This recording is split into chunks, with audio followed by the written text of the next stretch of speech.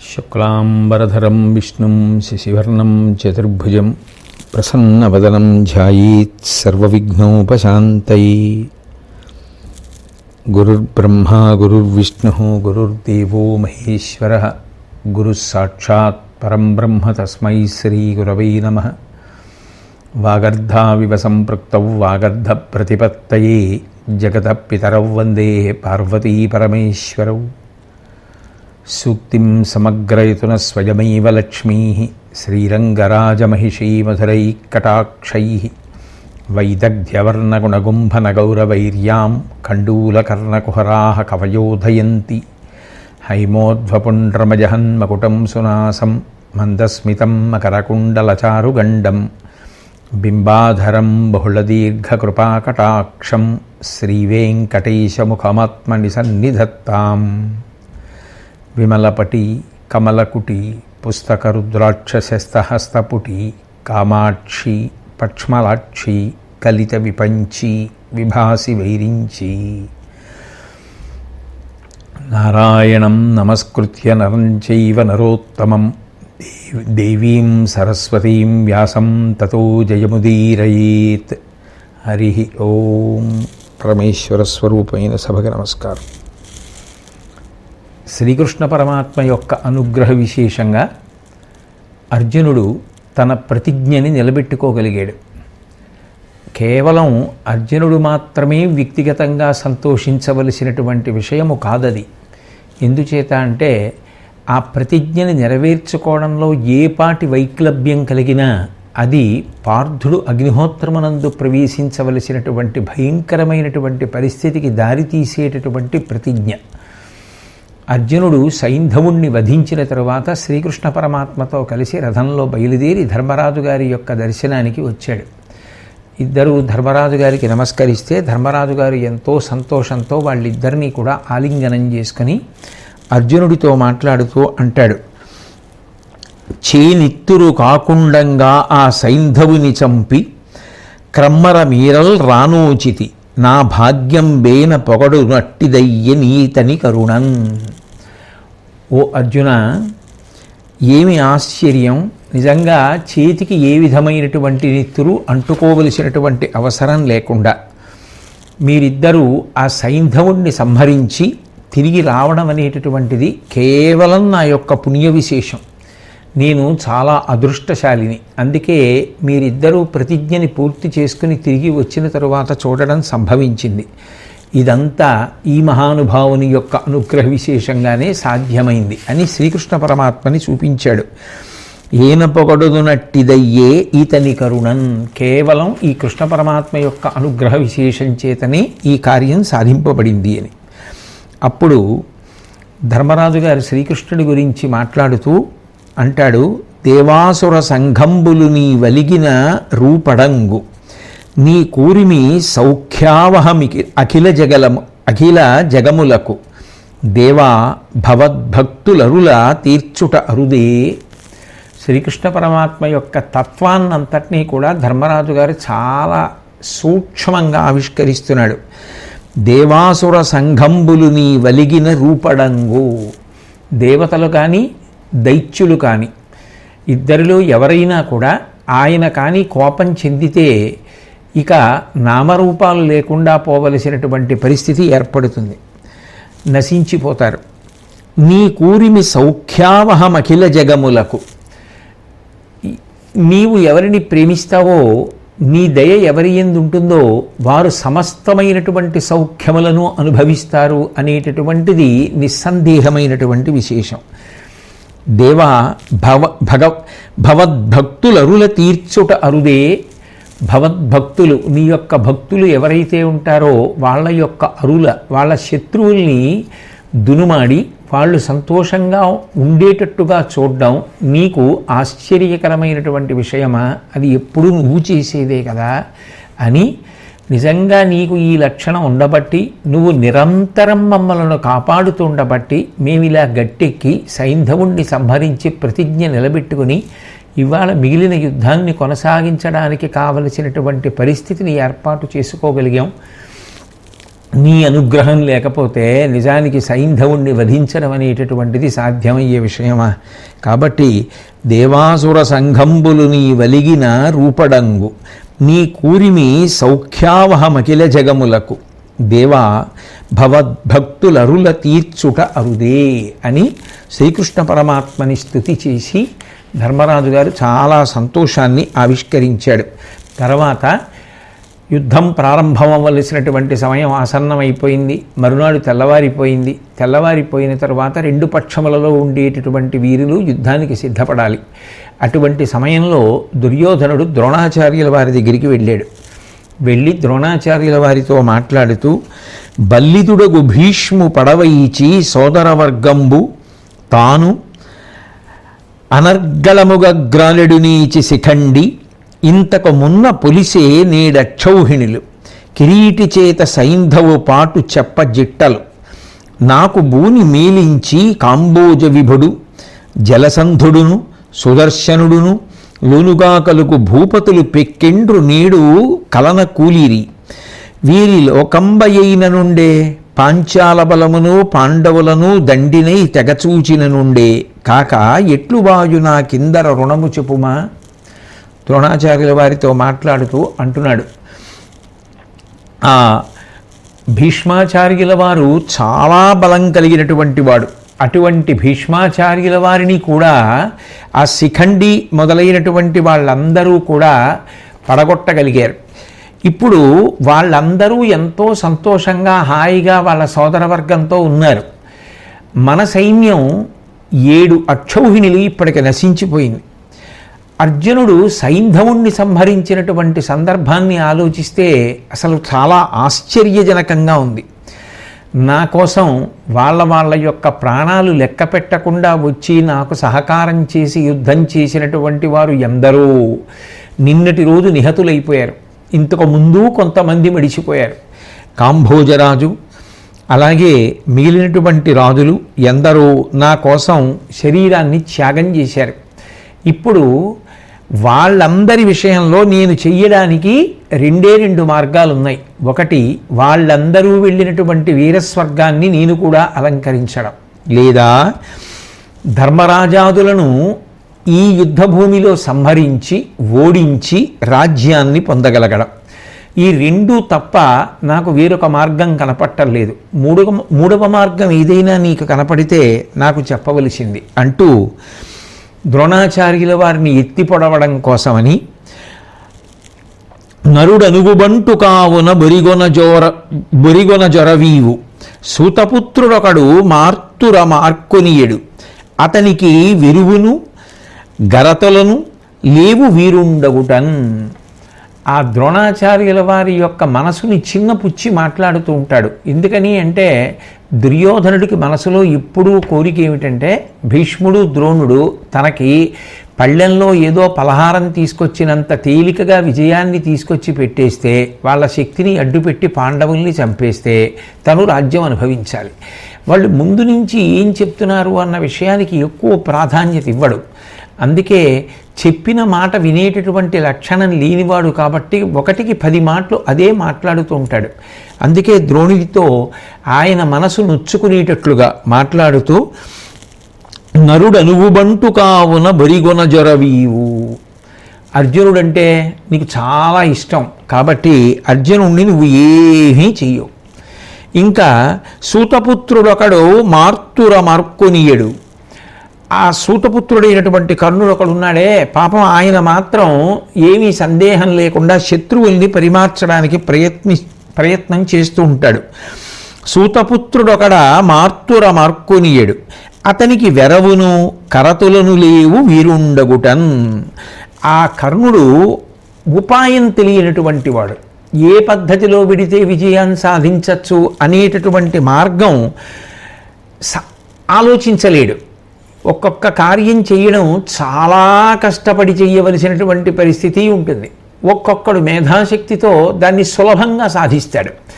ఒక కార్యాన్ని సులభంగా ఎలా సాధించవచ్చు అన్న ఆలోచన కర్ణుడికి తెలియదు, మీకు తెలుసు. కానీ మీరు అర్జునుడు యందు పక్షపాత బుద్ధి కలిగినటువంటి వారు కనుక మాకు ఎన్నడూ సహకరించారు.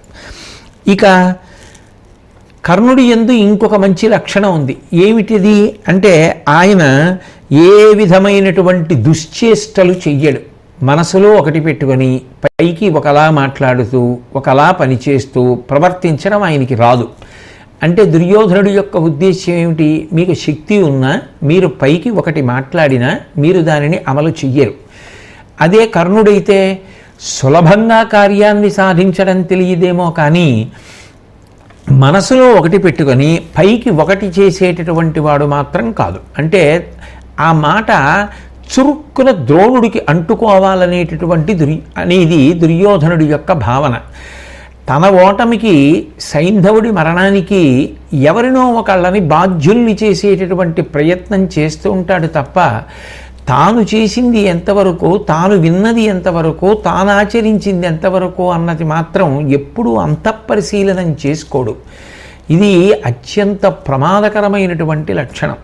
మహాభారతాది గ్రంథములను దేనికి పరిశీలన చేస్తుంటారు అంటే సర్వసాధారణంగా ఒకళ్ళు చెప్పవలసినటువంటి అవసరం లేకుండా ఏర్పడేటటువంటి పోకడ ఏది అంటే తన యందు ఉండేటటువంటి దోషములను పరిశీలించుకోవడం కన్నా ఇతరుల యొక్క దోషములను పట్టుకోవడానికి ప్రయత్నం చెయ్యడం. రెండవది, తనలోకి తాను పరిశీలించుకొని తన బలమేమి తన బలహీనత ఏమి తెలుసుకొని బలహీనతని దిద్దుకోవడం, బలాన్ని పెంచుకోవడం. ఈ రెండు లక్షణాలు ఉండగలిగితే అంతకన్నా గొప్ప సాధన ఇంకొకటి ఉండదు. దుర్యోధనుని యందు కొరవడినటువంటి విషయం అదే. అందుకే తను ఏ తప్పు చేశాడు? తను ఎవరి మాట వినలేదు. మాట విని ఉంటే ఎలా ఉండేది? వాళ్ళు చెప్పినది ఏమిటి, వాళ్ళు చేసినది ఏమిటి, వాళ్ళు చెప్పిన దానికి చేసిన దానికి ఎక్కడ తేడా వచ్చింది? ఇవి నాకు ఇప్పుడు కొత్తగా తెలుసున్న విషయాలా, ఇంతకు ముందే తెలుసున్న విషయాలా? వాటి గురించి ఏమీ విచారణ చెయ్యడు. ఏదో ఒక ఆశ, ఏదో ఒక లక్ష్యాన్ని పెట్టుకుంటాడు. ఆ లక్ష్యానికి వారు కలిసి రారు, ఇది మనం సాధించలేము, ఇది వీరితో కలిసి చేయడం సాధ్యం కాదు అన్న విషయం ప్రస్ఫుటంగా రుజువులతో తెలుస్తున్నా కూడా ఏదో అర్థం లేనటువంటి పగ, అర్థం లేనటువంటి కార్పణ్యం, అర్థం లేనటువంటి మౌఢ్యంతో ప్రవర్తిస్తూ ఉంటాడు. ఎప్పుడెప్పుడు వైఫల్యం చెందుతూ ఉంటాడో, ఎప్పుడెప్పుడు ఆశలు అడుగంటిపోతుంటాయో అప్పుడప్పుడు ఎవరినో ఒకళ్ళని దానికి బాధ్యుల్ని చెయ్యాలని ప్రయత్నం చేస్తూ ఉంటాడు. ఆ అక్కసు ఆగకపోతే అవతల వారిని మాటలతో ముందు బాధించడం మొదలు పెడతాడు. దీని వలన ఆయన ప్రత్యక్షంగా ప్రకటనంగా పాండవులకు, పాండవ పక్షానికి శత్రువు. తన యొక్క నడవడి చేత తన వైపు ఉన్నటువంటి పెద్దలందరికీ కూడా శత్రువే. శత్రువు అంటే ఏదో ఆయనని చంపాలని వాళ్ళు అనుకుంటారని కాదు, వాళ్ళకి ఇష్టం లేని రీతిలో ఉండేటట్టుగా ప్రవర్తిస్తాడు. దానివల్ల జీవితంలో సాధించేదేమిటి? తాను ఎక్కడున్నాడో, తాను ఎవరితో కలిసి పని చేయాలో, తాను ఎక్కడికి వెళ్ళినప్పుడు రోజూ 10 మంది కనపడుతుంటారో వాళ్ళని చూసేటప్పటికి తనకి సంతోషం కలగాలి, తనని చూసి వాళ్ళకి సంతోషం కలగాలి. అలా ప్రవర్తించాలి తప్ప మనిషి ఎవరు ఏం చెప్పినా నేను వినను, కానీ నేను అనుకున్నట్లుగా కార్యాలన్నీ జరిగిపోవాలి అంటే ఎట్లా జరిగిపోతాయి? అప్పుడు దుర్యోధనుడు జీవితంలో అసలు సాధించుకున్నది ఏమిటి? సాధించుకున్నట్లు ఒక మనిషిగా పుట్టినవాడు దేన్ని సాధించుకోవాలో ప్రాథమికంగా దాన్ని సాధించుకోవడంలో దుర్యోధనుడు వైఫల్యం చెందాడు. దాన్ని జాగ్రత్తగా గమనిస్తే మహాభారతంలోంచి మనం కూడా నేర్చుకోవలసినటువంటి పాఠం ఏమి అంటే నిజానికి ఎవరి యందు శత్రుభావన పెట్టుకోకుండా అందరి యందు మిత్రభావన పొంది ఉండడం కన్నా మనసు ప్రశాంతంగా ఉండడానికి వేరొక మార్గం ఉండదు. 2, ఎప్పుడైనా సరే తాను ఎక్కడుంటాడో, తాను ఎవరితో ప్రతిరోజు కలిసి తిరుగుతూ ఉండాలో, ఎవరితో కలిసి కార్యాన్ని సాధిస్తూ ఉండాలో, అది తాను జీతం కోసం పనిచేసేటటువంటి కార్యాలయం కావచ్చు, తాను నివసించేటటువంటి ఇల్లు కావచ్చు, ఆ వీధి కావచ్చు. 10 మంది తనని చూసేటప్పటికీ ఊరట పొందాలి, తాను 10 మందిని చూసేటప్పటికీ ఊరట పొందాలి. అలా బ్రతకగలగడం 10 మందికి పనికొచ్చేటటువంటి బ్రతుకు. తన కొరకు తాను బ్రతకడం కాదు, తాను 10 మంది కొరకు బ్రతకడం అనేటటువంటిది జీవితంలో అలవాటు కావాలి. అది అలవాటు కానప్పుడు దుర్యోధనుడి జీవితంలాగే ఉంటుంది. నిరంతరం ఎవరి మీదో ఏదో బాధ్యతని నిర్ణయించి వారి యొక్క ఔన్నత్యాన్ని కూడా విస్మరించి వారిని విమర్శిస్తూ ఉండడం, వారి మనసు నొచ్చుకునేటట్టు చెయ్యడం, దాని వలన తాను జీవితంలో ఏం సాధించగలుగుతాడు? ఆఖరికి పడిపోయిన భీష్ముడు ఏమన్నాడు? ఆ దుర్యోధనుడు ఎవరి మాట వినడు, వాడు అట్లా నశించిపోతున్నాడన్నాడు. ద్రోణుడు ఏమంటాడు? ఎవరి మాట వినడు, దాని వలన నీకు చేతనైతే వెళ్ళి మీ అన్నయ్యకి చెప్పని నిన్నను ఓడి వచ్చినటువంటి ఆ దుశ్శాసనుడితో ద్రోణుడు అన్నాడా లేదా? అంటే ఎవరికి సదభిప్రాయం ఉంది? ఆయన కోసం మనం చెయ్యాలి, ఆయనతో కలిసి నడవాలి, ఆయన చెప్పినట్టు బ్రతకాలి అనే పూనిక ఎవరి యందు కల్పించగలిగాడు? అది కల్పించలేకపోయాడు. అలా ఎవరూ బ్రతకకూడదు. ఎవరి బ్రతుకులోనైనా తన చుట్టూ ఉన్న వారి సంతోషం ఇమిడి ఉండాలి. ఇది బాగా అర్థమవడం కోసం మనిషి తన జీవిత పథాన్ని నిర్ణయించుకోవడం కోసం, తన జీవితాన్ని తాను విశ్లేషించుకొని ప్రశాంతంగా ఉండడానికి కావలసినటువంటి మార్గాన్ని నిర్ణయించుకొని అనుష్ఠించడం కోసం ఏవి చదివితే మనకి బుద్ధిలో బాగా అధ్యవసాయము కలుగుతుందో అటువంటి గ్రంథములను పరిశీలించడం కోసమని ఋషులు నిస్వార్థంగా మనకి అందించినటువంటి వాంగ్మయం. అందులో అత్యంత ప్రధానమైనటువంటిది పురుషార్థ సమన్వయాన్ని మనకి తెలియచేసేది మహాభారత గ్రంథం. అందుకని ఆ ద్రోణుడితో మనసు నొచ్చుకునేటట్టుగా దుర్యోధనుడు మాట్లాడితే ఆ ద్రోణాచార్యుల వారు సమాధానం చెప్తున్నాడు. ననుమది దూటువో వచనంబుల నీటికి నిట్లు నంప అర్జునుని జయింపరామి పలి చోటుల చెప్పని దేవకోటికైనను అవిజయు భీష్ము ప్రథనంబున ఆతడు సంప కౌరవుల్ మనరవితోచనాకు అభిమానము కాచుటకై పెనెంగదన్. ఓ దుర్యోధన, నీకు నేను మొట్టమొదటి నుంచి చెప్తున్నాను, నన్ను మది తూటువో వచనంబుల నీటికి నిట్లు వంప. మనసు తూట్లు పడిపోయేటట్టుగా ఇటువంటి మాటలు మాట్లాడి బాధ పెట్టడం వల్ల నీకు వచ్చేటటువంటి ప్రయోజనం ఏమిటి? అర్జునుని జయింపరామి పలుచోటల చెప్పనే.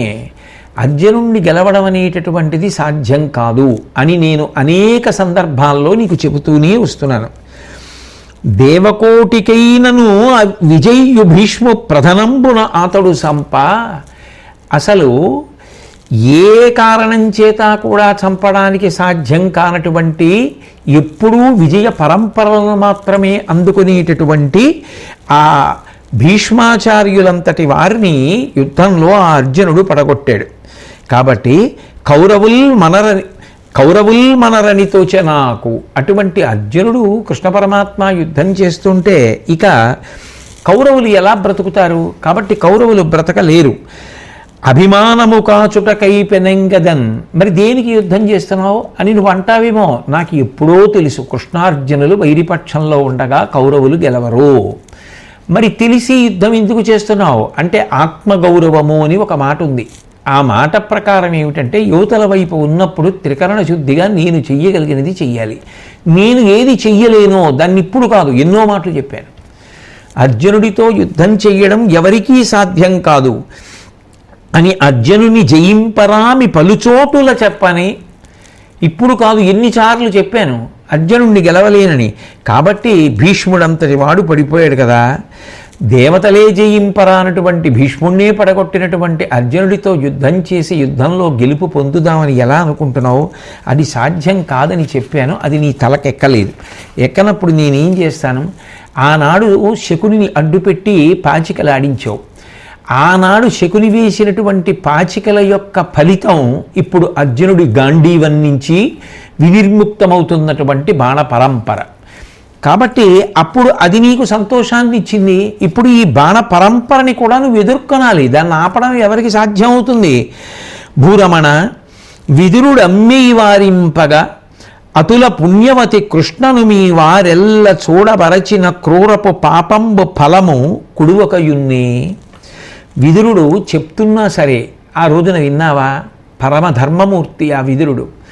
రాబోయేటటువంటి కాలంలో ఏర్పడేటటువంటి విపరిణామములనన్నింటినీ దృష్టిలో పెట్టుకుని వద్దు ఈ కపటద్యూతమని చెప్పాడు. విన్నావా? వినలేదు. మహాపుణ్యమూర్తి అయినటువంటి ఆ ద్రౌపదీదేవిని సభలోకి తీసుకొచ్చి అంత అవమానించావు. ఆ అవమానించినటువంటి పాప ఫలితం ధర్మానుష్ఠానం చేసేటటువంటి పాండవులను అవమానించినటువంటి పాపం యొక్క ఫలితం కట్టి కుడుపకుండా ఉంటాయా? దాని యొక్క ఫలితం ఏది ఉంటుందో అది ఇప్పుడు అనుభవంలోకి వస్తోంది. మీ వారందరూ ఒక్కరొక్కరు పడిపోతుంటే చూసి ఏడుస్తున్నావు, కాబట్టి అనుభవించవలసిందే. ఆ సభ నీవును మీ దుశ్శాసనుడు కర్ణుడును ప్రశస్త చరిత్రోద్భాసితులకు పాండవులకు చేసిన కీడెల్లభంగి చెరుపది మిమ్మున్. ఆ రోజున నువ్వు ఒక్కడివే కాదు, నువ్వు నీతో పాటు ఆ దుశ్శాసనుడు కర్ణుడు మీ అందరూ కలిసి పాండవుల్ని ఎంత అవమానించారు. ఆ అవమానించినప్పుడు వారు పొందినటువంటి బాధ ఏది ఉన్నదో ఆ బాధ నిన్ను మళ్ళీ అనుభవంలోకి వచ్చేటట్టుగా చేస్తుంది కదా. అందుకని ఇప్పుడు అది నీకు అనుభవంలోకి వస్తోంది ఆ పాప ఫలితం. వాళ్ళు ఆనాడు బాధపడ్డారు, ఈనాడు నీ వారందరూ యుద్ధభూమిలో పడిపోతుంటే నువ్వు ఏడుస్తున్నావు. ఎవరు చేసిన దానికి వారు అనుభవించాలి. ఏ విత్తనాలు చల్లావో ఆ పంట వస్తుంది తప్ప వేప విత్తనాలు చల్లి మామిడి పళ్ళని రమ్మంటే ఎక్కడి నుంచి వస్తాయి? వేప చెట్టు వస్తుంది. ఆ పండ్లు తిని చిన్న చిన్న పళ్ళు చేదుగా ఉన్నాయంటే చేదుగానే ఉంటే అది వేప చెట్టు. నువ్వు వేసిన విత్తనం వేప చెట్టు వచ్చింది. నువ్వు వేసిన విత్తనం మామిడి విత్తనం అయితే మామిడి చెట్టు వస్తుంది. నువ్వు చేసిన కర్మలకి అనుగుణమైనటువంటి ఫలితాన్ని నువ్వు అనుభవించాలి. నీకు సుఖం కావాలనుకుంటే పుణ్యకర్మలు చేయాలి. నువ్వు పుణ్యకర్మలు చేయడం మానేసి చేసినవన్నీ పాపకర్మలు. ఇప్పుడు నాకు దుఃఖం రాకూడదు సుఖం రమ్మంటే ఎక్కడి నుంచి వస్తుంది? సనాతన ధర్మమునందు అత్యంత ప్రధానమైనటువంటి సిద్ధాంతాన్ని ఎవరు చేసిన కర్మ వారు అనుభవించక తప్పదన్నదాన్ని ద్రోణాచార్యుల వారు ఆవిష్కరిస్తున్నారు. అంటూ ఆ పాండవులను మీరందరూ కలిసి అవమానించారు. వాళ్ళని అనేక విధాలుగా ఇబ్బంది పెట్టారు. వనవాసానికి పంపించారు, అజ్ఞాతవాసం చేయమన్నారు. అయినా వాళ్ళు ఎంతో సహనంతో ఓర్చి అజ్ఞాతవాసాలు పూర్తి చేసి తిరిగొచ్చి వాళ్ళ తండ్రికి చెందినటువంటి భూభాగాన్ని తిరిగి ఇవ్వవలసిందిగా అభ్యర్థించారు. విన్నావా? వినలేదు. వినకపోతే తప్పనిసరి పరిస్థితుల్లో వాళ్ళు యుద్ధానికి వచ్చారు. నువ్వు కోరుకున్నదే అదే. నిజానికి అధర్మవర్తనంలో ఉన్నవాడివని నువ్వని నాకు బాగా తెలుసు. అధర్మవర్తనంలో ఉన్నవాడితో నేను కలిసి ఉంటున్నాను అన్న విషయం తెలిసి కూడా సహించానంటే దుర్యోధన, నిజానికి నేను బ్రాహ్మణుణ్ణా? ఎందుకయా నా బ్రాహ్మణత్వం అన్నాడు ద్రోణాచార్యులంతటి వాడు. అంటే ఆయన పడిన బాధకి ఇప్పుడు దుర్యోధనుడితో విస్పష్టంగా ఉన్న విషయాన్ని ఉన్నట్టుగా మాట్లాడేశాడు. దానితోనైనా మారతాడేమోనని అంటూ ద్రోణుడు అన్నాడు, నీవును అచ్చట పన్నిన నీ వారును సైంధవుని అనింపడకుండం కావగజాలిరే, ఏనును నీ వాడన కానే ఏల నిందింపంగా. అక్కడ నిన్నుండి అర్జునుడు సైంధవుడి దాకా వెళ్లకుండా చూడు, నేను ధర్మరాజాదుల్ని నిగ్రహిస్తానని చెప్పాను. నేను చెయ్యవలసిన పని నేను చేస్తున్నాను. అక్కడ నువ్వు ఉన్నావు, దుశ్శాసనుడు ఉన్నాడు, కర్ణుడు ఉన్నాడు, శల్యుడు ఉన్నాడు, మిగిలినటువంటి వీరులందరూ ఉన్నారు. మీరు ఇంతమంది ఉండి అర్జునుడు సైంధవుడి దగ్గరికి వెళ్లకుండా చూడలేకపోయారు. ఎవరు సైంధవుడి దగ్గరికి వెళ్లకుండా అర్జునుడిని నిగ్రహించాలో వాళ్ళు అలా నిగ్రహించలేక వైఫల్యము చెందితే అందులో ఉన్న వారిని ఒక్కరిని కూడా ఏ మాట అనకుండా వదిలిపెట్టేసి అసలు అక్కడ లేని నన్ను మాత్రం అనడానికి ఇక్కడికి బయలుదేరి నా దగ్గరికి వచ్చావా? నువ్వు మాట్లాడే మాటలలో ఏమైనా పొందికుందా? అసలు నన్ను అనడానికి ఏమైనా అందులో అవకాశం ఉందా అని దుర్యోధనుడిని పట్టుకుని నిజానికి కడిగేశాడు ద్రోణాచార్యుల వారు. అని నేను నిజంగా చెప్పాలి అంటే నా శరీరాన్నంతటినీ కూడా క్షోభ పెడుతున్నాను. నా శరీరాన్ని వాడి యుద్ధం చేయడం కాదు, శరీరాన్ని క్షోభింపచేస్తున్నాను. అంత కష్టపడి యుద్ధం చేస్తున్నాను. ఎంతమందిని తెగటార్చగలనో అంతమందిని తెగటారుస్తున్నాను. ఒక పక్క యుద్ధంలో వృద్ధుడనైపోయినా అంత కష్టపడి చేస్తున్నాను. అక్కడ శరీరం నలిగిపోతోంది. శిబిరానికి తిరిగి వచ్చేటప్పటికి అనరాని మాటలన్నీ నువ్వంటావు, మనసు నలిగిపోతోంది. ఇది అసలు ఒక రాజుగా నువ్వు చెయ్యవలసిన పనేనా? సర్వసైన్యాధిపత్యం ఇచ్చిన తరువాత యువతలవాడు ఎంత చేస్తున్నాడన్న విషయాన్ని పరిశీలించకుండా ఇలా మాట్లాడడం అనేటటువంటిది నీకు తగిన పనేనా అని అడిగి, అయినా కూడా బాధపడతాడేమో అని అంటూ ఆ దుర్యోధనుడితోటి ఒక మాట అన్నాడు. పలుకుల పని లేదీరే తలపెట్టక పోరువారుదగ్రత నేను జలము మెరయ పాంచాలుర బులీంపక కత్తలంబు పుచ్చనరేంద్ర. ఇంకా శత్రుభయంకరంగా యుద్ధం చెయ్యడానికి మీరు కూడా సిద్ధంగా ఉండండి. నేను కూడా శిఖండి మొదలైనటువంటి పాంచాలురందరినీ కూడా మట్టు పెట్టే పర్యంతం ఈ కట్టుకున్నటువంటి కవచాన్ని విప్పను, ప్రతిజ్ఞ చేస్తున్నాను. మీరు కూడా ఇక ఉత్సాహంతో యుద్ధం చేయడానికి బయలుదేరండి. మనం చేసేటటువంటి పనుల వలన విజయాన్ని సాధించాలి తప్ప ఇలా ఒకరినొకరు నిందించుకుంటే వచ్చేది ఏమిటన్నది ద్రోణ హృదయం అంటూ, ఇంకా ఆయన ఎంత పట్టుదలతో ఉన్నాడు అంటే, ఇప్పుడు ఇక్కడి నుంచి యుద్ధానికి బయలుదేరి వెళ్ళిన తరువాత విజయమో వీరస్వర్గమో, మళ్ళీ తిరిగి వస్తానో రానో, ఒక్కగానొక్క కుమారుడు కాబట్టి ఇక నేను వాణ్ణి కలిసే అవకాశం లేదు, యుద్ధభూమికి వెళ్ళిపోతున్నాను. కాబట్టి నువ్వు నా కొడుక్కి నేను చెప్పిన మంచి మాటలు కొన్ని చెప్పు, నేను తిరిగి వస్తే చెప్తాను. ఏ కారణం చేతనైనా నేను తిరిగి రాకపోతే అంటే ద్రోణుడు ఇక అంత పట్టుదల మీద ఉన్నాడు. నేను చెప్పిన మంచి మాటలు నా కొడుకుతో చెప్పు అంటూ, భూసుర భక్తియు వృద్ధోపాసనముం కలిగి ధర్మపదమర్తన నిత్యాసక్తుడవగు మనగా నా సుతు బోధింపు వగపునకు చొరకుండన్. ఓ దుర్యోధన, 3 విషయాలు మాత్రం జీవితంలో ఏమరపాటు లేకుండా చాలా జాగ్రత్తగా అనుష్ఠించవన్నానని చెప్పు. 1 భూసుర భక్తియు, బ్రాహ్మణుల యందు భక్తిని కలిగి ఉండమని చెప్పు. వృద్ధోపాసనముం కలిగి, పెద్దలైనటువంటి వారు చెప్పినటువంటి మాట విని పెద్దలను గౌరవించడం నేర్చుకోమని చెప్పు.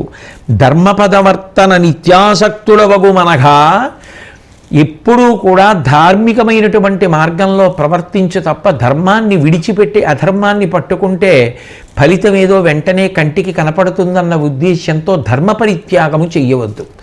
ధర్మాన్నే పట్టుకో, ఆలస్యమైన శాశ్వతమైనటువంటి ఫలితాన్ని అందుకుంటాడు. నా సుతు బోధింపు, ఒకవేళ నేను యుద్ధం నుంచి తిరిగి రాకపోతే మీ నాన్నగారు ఆఖరణ నీకు ఈ 3 మాటలు చెప్పమన్నాడు అని చెప్పి నా కొడుక్కి చెప్పు. వగపునకు చొరకుండన్, నా గురించి ఏడవద్దని నా కొడుకుతో చెప్పు అని చెప్పి, ఆయన నా చేత ఇంకా ఒకవేళ పాంచాల దేశానికి సంబంధించినటువంటి వీరులెవరైనా మరణించకుండా మిగిలిపోతే నా ప్రతిజ్ఞ పూర్తి చెయ్యడం కోసం ఆత్మావై పుత్రనామాసి అని శాస్త్రవాక్కు కాబట్టి అశ్వత్థామని మిగిలినటువంటి వారందరినీ సంహరించమని చెప్పు అని చెప్పి ఆ దుర్యోధనుణ్ణి ఉత్సాహపరిచి పంపించేశాడు. ఆ దుర్యోధనుడు ద్రోణుడు ఇన్ని చెప్పి, ఇంత ప్రతిజ్ఞ చేసి, ఇంత కర్కశంగా మాట్లాడి, అంత బాధపడి, చివరికి కొడుకుని పిలిచి కూడా మాట్లాడకుండా తన ఆఖరి సందేశాన్ని కొడుక్కి చెప్పమని దుర్యోధనుడికే చెప్పి యుద్ధం చేయడానికి సిద్ధపడుతుంటే ఆ దుర్యోధన బుద్ధి, ఇటువంటి భయంకరమైన బుద్ధి ఎవ్వరి యందు ఉండకుండుగాక. కర్ణుడి దగ్గరికి వచ్చి అంటాడు, ఆ ద్రోణుడు ఎవ్వరూ ప్రవేశించడానికి వీలు లేనటువంటి చక్రవ్యూహాన్ని రచించాడు. రచించిన వాడు ఏం చేయాలి? ఎవరూ ప్రవేశించకుండా చూడాలి. కానీ చిట్ట చివరికి ఏం చేశాడు? శత్రువులు ప్రవేశించడానికి అనుమతించేశాడు. అప్పుడు ఇంక అసలు ఆ వ్యూహం రచించడం ఎందుకు అంటే, దుర్యోధనుడి దృష్టిలో ద్రోణాచార్యుల వారిది కపట బుద్ధి. కేవలం దుర్యోధనుణ్ణి సంతోషపెట్టడానికి వ్యూహం పన్నాడు. వ్యూహం భేదించేయడానికి శత్రువులకు అనుమతి ఇచ్చేశాడు. అది ఉద్దేశం. అంతేకాదు, నిజంగా ద్రోణుడు తలుచుకుంటే అర్జునుణ్ణి రానివ్వలేడు, రానివ్వకుండా ఆపగలడు. కానీ అట్లా ఆపగలిగినటువంటి శక్తి ఉండి కూడా ద్రోణుడు అర్జునుణ్ణి ఆపలేదు. కానీ 1కి 10 మాటలు ద్రోణుడు చెప్తున్నాడు. బహుశः మరికొంత ఆలస్యం చేయగలడేమో. కానీ కృష్ణార్జునులు అటువైపు ఉన్నప్పుడు ఎవరికి మాత్రం సాధ్యం? సాక్షాత్తు భగవంతుడు ధర్మపక్షంలో ఉంటే అది ఓడడం సాధ్యం కాదు అని చెప్తుంటే ఇంకా ఎవరు ఏం చేస్తే మాత్రం అది సాధ్యం అవుతుంది? కాబట్టి ద్రోణుడు నిజంగా తలుచుకుంటే ఎవ్వరూ వ్యూహంలోకి రాకుండా ఆపగలిగినటువంటి శక్తి కలిగిన వాడైనప్పటికీ కూడా ఆపకుండా ప్రత్యేకించి అర్జునుడి విషయంలో పక్షపాతం వహించాడు. దానివల్ల అర్జునుడు వ్యూహంలోకి ప్రవేశించాడు. అంతేకాదు, నిజానికి సైంధవుణ్ణి ఇంట్లో వదిలిపెట్టేసి ఉంటే మనం యుద్ధానికి తీసుకురాకపోతే ఆ సైంధవుడు బ్రతికేవాడు. 2, సైంధవుణ్ణి తొందరగా చేరుకోవాలనేటటువంటి ఉద్దేశంలో నిన్న అర్జునుడు సాగించినటువంటి పరమాద్భుతమైనటువంటి యుద్ధం లాంటి యుద్ధం జరగకుండా ఉండేది. అంత గొప్ప యుద్ధం ఎందుకు జరిగింది అంటే సూర్యాస్తమయం లోపల సైంధవుణ్ణి చేరుకోవాలన్న ఉద్దేశ్యంతో తొందరలో అర్జునుడు కనపడినట్టుగా తలలు తరిగేస్తూ వెళ్ళిపోయాడు. దాని వలన మన సైన్యంలో విశేషమైనటువంటి నష్టం జరిగింది. కాబట్టి అసలు ఈ గురువుగారి మాట నమ్మి మనం ఆ సైంధవుణ్ణి యుద్ధానికి తీసుకురావడమే పెద్ద పొరపాటు అయిందేమో అన్నాడు. అంటూ ఈ ద్రోణుడికి ప్రతి రోజుకి కూడా అర్జునుడి మీద అభిమానం పెరిగిపోతోంది. ఇలా అభిమానం పెరిగిపోతున్నటువంటి ద్రోణుడు ఇంకా సర్వసైన్యాధిపతిగా ఉండి మన పక్షాన యుద్ధం చేస్తే మనకు గెలుపు లభించేటటువంటి అవకాశం ఉంటుందా, మనకేమైనా ప్రయోజనం ఉంటుందా అని అడిగాడు కర్ణుణ్ణి. కానీ అప్పుడప్పుడు కర్ణుడు మంచి మాట మాట్లాడుతూ ఉంటాడు. కాబట్టి కర్ణుడు అన్నాడు,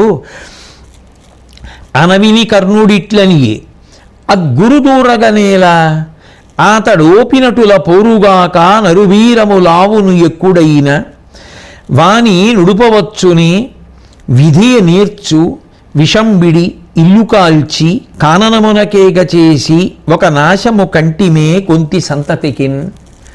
దుర్యోధన, ఎందుకు అనవసరంగా ద్రోణాచార్యుల వారిని ఆడిపోసుకుంటావు? ద్రోణుణ్ణి ఆడిపోసుకోవడం వల్ల మనకి కలిసి వచ్చేది ఏది? ఎందుకని అంటే నిజంగా చెప్పాలి అంటే ఎవరికైనా సరే అర్జునుణ్ణి హతమార్చడం అనేటటువంటిది సాధ్యమైన విషయమా? అటువంటి అరివీర భయంకరుడు కదా. అంతవరకు ఎందుకు ఇవాళ ద్రోణాచార్యుల వారిని నువ్వు అంటున్నావు. నేను చెప్తాను విను. మనం భీముడికి విషం పెట్టాం, చచ్చిపోయాడా? లక్క ఇంట్లో పెట్టి పాండవుల్ని కాల్చేశాం, నాశనం అయిపోయారా?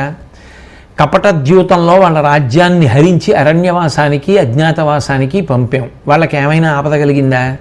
సంతోషంగా తిరిగి వచ్చేశారు. మనం ఏమైనా చేయగలిగామా కుంతీదేవి యొక్క సంతానాన్ని? ఏమీ చెయ్యలేకపోయాం. ఏమీ చెయ్యలేకపోవడానికి కారణం దైవం వాళ్ళ పక్షాన ఉంది. దైవం వాళ్ళ పక్షాన ఉండగా ప్రయత్నం మన వైపు ఉంటే దాని వలన ఫలితం రమ్మంటే ఎక్కడి నుంచి వస్తుంది? కాబట్టి నిజంగా చెప్పాలి అంటే నీ దృష్టిలో సైంధవుణ్ణి అర్జునుడు సంహరించాడు, కానీ నా దృష్టిలో సైంధవుణ్ణి దైవం సంహరించింది. కాబట్టి దైవం ఎలా తెలుస్తుందో అలా జరుగుతుంది. కాబట్టి ఇక పైన చెయ్యవలసిన యుద్ధాన్ని మనం చేద్దాం. ఆ పైన దైవ నిర్ణయం మనకి అనుకూలంగా ఉంటుందా ప్రతికూలంగా ఉంటుందా అన్నది ఫలితంలో తెలిసిపోతుంది కదా అన్నాడు. సరే, యుద్ధం ప్రారంభమైంది. ఇంత అక్కసుతో ఉన్నాడేమో, ఇంత బాధతో ఉన్నాడేమో, ఆ రోజు దుర్యోధనుడు విజృంభించిపోయాడు యుద్ధంలో.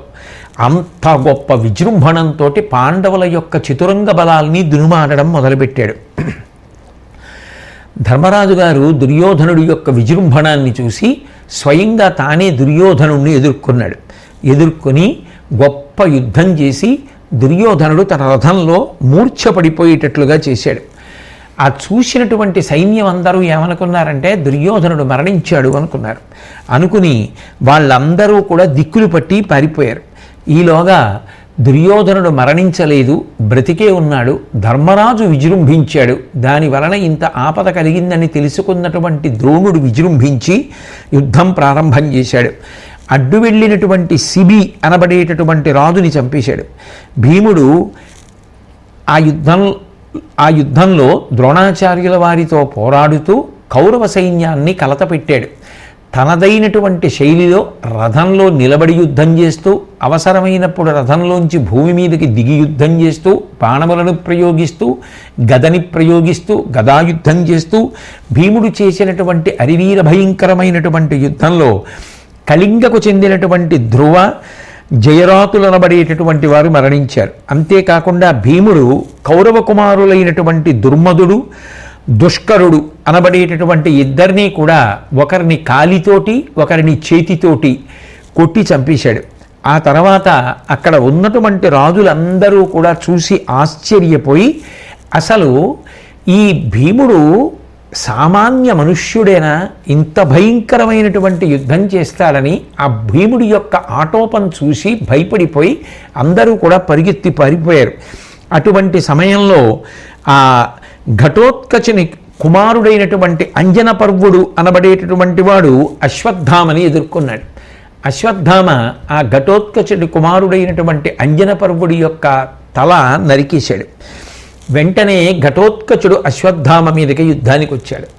అశ్వత్థామ అకస్మాత్తుగా ఆ ఘటోత్కచుని యందు ప్రేమని ప్రకటనం చేస్తూ అన్నాడు, వలదురన్న పిన్నవాడవు తండ్రి నేను అకట నిన్ను చూచి అలుగరాదు పెనగు మురులతోడననవుడు పుత్రశోకాభితప్తుడైన అతడు కనలి. ఆ ఘటోత్కచుడితో మాట్లాడుతూ అశ్వత్థామన్నాడు, నువ్వు చాలా చిన్నవాడివి, నేను నీకు తండ్రితో సమానమైనటువంటి వాణ్ణి, నువ్వు నాతో యుద్ధం చేయడం ఏమిటి? నాతో యుద్ధం చేయడానికి నువ్వు సమానుడివి కావు. నీతో సమానమైనటువంటి వాళ్ళని ఎవరినైనా చూసుకుని వాళ్ళతో యుద్ధం చేయి, అంతేకాని నాతో యుద్ధం చేయడానికి నువ్వు తగినవాడివి కావు అన్నాడు. అంటే అసలే తన కుమారుడైనటువంటి అంజనపర్వుడిని అశ్వత్థామ సంహరించాడనేటటువంటి క్రోధంతో ఉన్నటువంటి ఘటోత్కచుడు మండిపడుతూ ఆ అశ్వత్థామకి జవాబు చెప్పాడు, ఎక్కడ తండ్రివి నీవే ఆ కౌంతేయులకు కొడుకనై పగతుర పేరుక్కు సహింతునే తనయుం క్రక్కించద ఇప్పుడ పట్టి కండలు తిందున్. నువ్వు నాకు తండ్రివి ఎలా అవుతావు అశ్వత్థామ? నువ్వు మాట్లాడేటటువంటి దాంట్లో అర్థం ఏమైనా ఉందా? నేను ఆ కుంతీసుతులైనటువంటి ఆ పాండుపుత్రులు ఎవరైతే ఉన్నారో వాళ్ళ యొక్క కుమారుణ్ణి కాబట్టి ఇప్పుడు నీతో యుద్ధం చేసి నా తనయుణ్ణి చంపావు కదా, వాణ్ణి నీ చేతే కక్కిస్తాను మళ్ళీ, అంతేకాదు నీ కండలు పట్టి తింటాను, ఏమనుకుంటున్నావో అంటూ ఆ అశ్వత్థామతో యుద్ధం ప్రారంభం చేశాడు. ఆ ఘటోత్కచుడు రాక్షసుడైనటువంటి కారణం చేత భయంకరమైనటువంటి మాయాయుద్ధం చేస్తూ ఉంటాడు. అందుకని పర్వత రూపాన్ని ధరించి అశ్వత్థామ మీదకు వచ్చాడు. పర్వతాన్ని భేదించగలిగినటువంటిది వజ్రం కాబట్టి అశ్వత్థామ ఇంద్రాస్త్రాన్ని ప్రయోగించాడు. ఈసారి ఘటోత్కచుడు మేఘరూపాన్ని పొందాడు. వెంటనే అశ్వత్థామ వాయవ్యాస్త్రాన్ని ప్రయోగించి దూరంగా తొలగొట్టాడు.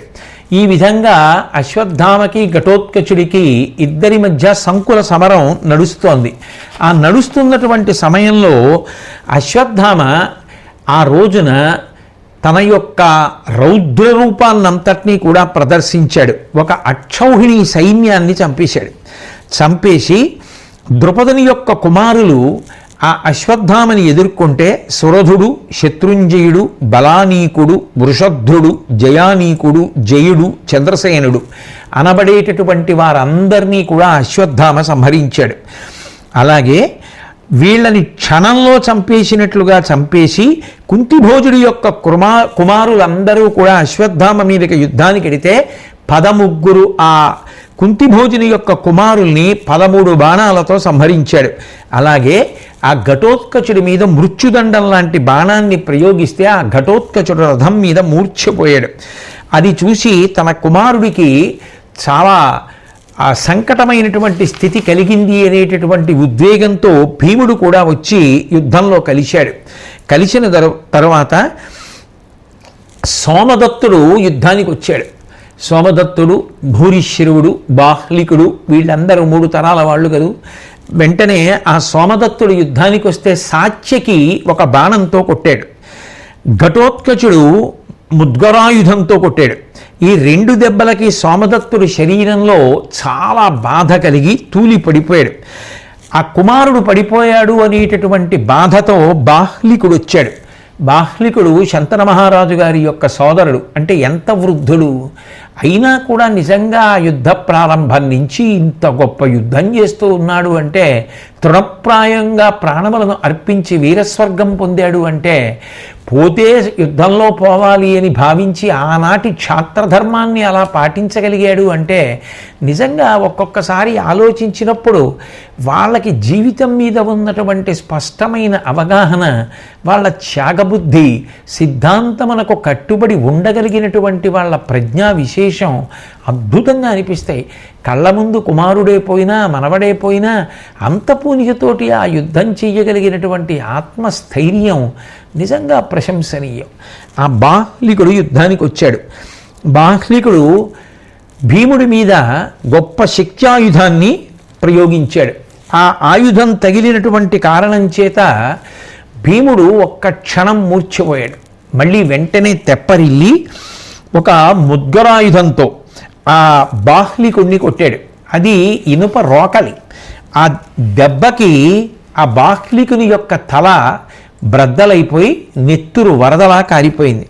తల వ్రయ్యలైన నిష్ఠుర కులిశ హతిం పగిలి కూలు కుల పర్వతమున్ తలపించుచు కురువృద్ధుండిల కూలెన్ ప్రతిబలంబులేపారంగన్. ఆ ఇనప రోకలి పెట్టి భీముడు తనదైనటువంటి బలంతో కొట్టేటప్పటికీ ఆ బాహ్లికుని యొక్క తల ముక్కలైపోయింది. అది ఎలా ఉంది అంటే ఇంద్రుడు ప్రయోగించినటువంటి వజ్రాయుధం తగిలి కులపర్వతం ఎలా భేదింపబడుతుందో అలా బాహ్లికుని యొక్క తల పగిలిపోయి నెత్తురు కారుతూ యుద్ధభూమిలో పడి మరణించాడు. ఎప్పుడైతే బాహ్లికుడు మరణించాడో పాండవ సైన్యాలు ఉత్సాహాన్ని పొంది మరింత సంతోషంతో ఆ యుద్ధాన్ని చేయడం మొదలుపెట్టాయి. ఈలోగా భీముడు మరింత విజృంభించి 10 మంది కౌరవుల యొక్క కుమారుల్ని చంపేశాడు. వెంటనే 10 బాణాలతో సంహరించి కర్ణుని యొక్క తమ్ముడు వృకరథుడు సాహసించి రాగా ఆ కర్ణుని యొక్క తమ్ముడిని కూడా భీముడు సంహరించాడు. 10 మంది ఒక్కసారి ఆ కౌరవులు మరణించారు. ఇటు కర్ణుడి యొక్క తమ్ముడు మరణించాడు. శకుని యొక్క తోబుట్టువులు 12 మంది యుద్ధానికి వస్తే ఆ 12 మందిని కూడా సంహరించాడు. దానితో దుర్యోధనుడు వెళ్ళి భీముడు విజృంభిస్తున్నటువంటి వైనాన్ని చెప్పి ద్రోణాచార్యుల వారిని యుద్ధానికి పురిగొల్పాడు. వెంటనే ఆ ధర్మరాజు గారితోటి ద్రోణాచార్యుల వారు యుద్ధానికి వచ్చాడు. వచ్చినప్పుడు ధర్మరాజు కూడా దివ్యమైనటువంటి అస్త్రములను ప్రయోగించి ద్రోణాచార్యుల వారు ప్రయోగిస్తున్నటువంటి అస్త్రములన్నిటినీ కూడా ఉపసంహరింపచేశాడు. ద్రోణుడు ధర్మరాజు మీద ఐంద్రాస్త్రాన్ని ప్రయోగిస్తే ధర్మరాజు కూడా దాన్ని విఫలం చేయడానికి ప్రయత్నం చేశాడు. అలాగే బ్రహ్మాస్త్రాన్ని ద్రోణుడు ధర్మరాజు మీద ప్రయోగిస్తే ధర్మరాజు మళ్ళీ బ్రహ్మాస్త్రంతోనే దానిని నివారించాడు. దానితోటి ద్రోణాచార్యుల వారికి ఎక్కడ లేని ఖేదం కలిగింది. ఈలోగా ద్రుపదుడు మొదలైనటువంటి వాళ్ళు వచ్చి ద్రోణాచార్యుల వారిని ఎదుర్కొన్నారు. ఎందుకంటే ధర్మరాజు గారిని కాపాడాలి కాబట్టి. ఈలోగా దుర్యోధనుడు కర్ణుడి దగ్గరికి వెళ్ళాడు.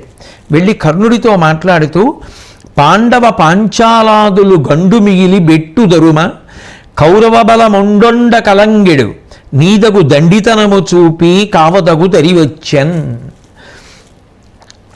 ఓ కర్ణ, నువ్వు చూస్తున్నావు కదా భీముడు ఎంత విజృంభించాడో, ఆ ఘటోత్కచుడు ఎంత విజృంభించాడో, అర్జునుడు ఎంత విజృంభించాడో. పాండవ సైన్యాలన్నీ విజృంభించినటువంటి కారణం చేత ఆ పాంచాల దేశానికి సంబంధించినటువంటి రాజులు యుద్ధం చేసి మన సైన్యాన్నంతటినీ కూడా తరిమి కొడుతున్నారు. మన సైన్యం కాకావికలైపోతోంది. కాబట్టి ఇప్పుడు సైన్యానికి ధైర్యం కలిగేటట్టుగా పౌరుషంతో నిలబడి యుద్ధం చేసి ఆ పాండవుల యొక్క వీరుల్ని నిగ్రహించవలసినటువంటి అవసరం ఏర్పడింది కనుక నువ్వు నీదైన భుజపరాక్రమాన్ని ప్రదర్శించి ఈ కార్యాన్ని నెరవేర్చవలసింది అని అడిగాడు.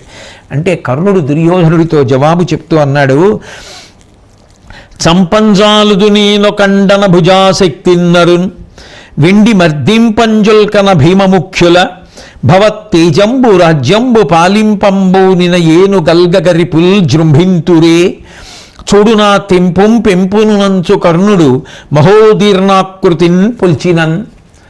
దుర్యోధన, దేనికి భయపడతావు? ఏమీ భయం లేదు. అర్జునుడిని నేను చంపేస్తాను. అర్జునుడిని చంపేసిన తర్వాత భీముణ్ణి నిగ్రహించడం పెద్ద పని కాదు. భీముణ్ణి నిగ్రహించిన తర్వాత మిగిలిన సైన్యాల్ని పాండవుల్ని నిగ్రహించడం అంతకన్నా తేలిక పని. ఆ తర్వాత నీకు రాజ్యం ఇచ్చేస్తాను. కాబట్టి నువ్వు అఖండమైనటువంటి ఈ సామ్రాజ్యాన్ని అంతటినీ ఏలుకుందువుగానివి. ఇదంతా చేయడం నాకేదో పెద్ద కష్టమైన పని నువ్వు అనుకుంటున్నావేమో. నాకు చాలా సులువు.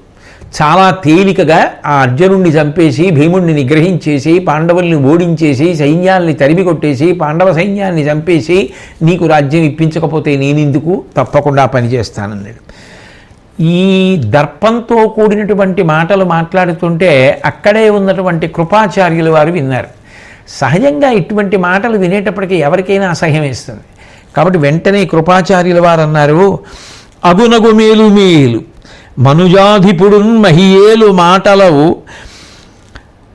మగటిమి నిమ్మెయిన్ నెరపినంచెడు పాండుతనూజ కోటియున్ తగుమును ఘోషయాత్రను పదంపడి గోగ్రహణంబునందు పేరుగొనిన నీకు ఇట్లనుట క్రొవ్వులు దక్కుము సాలు నిన్నియున్. ఏమిటి మాట్లాడుతున్నావు కర్ణ? నువ్వు మాట్లాడేటటువంటిది ఎంత గర్వంతో అతిశయంతో కూడుకుని ఉన్నదో పరిశీలించుకుంటున్నావా?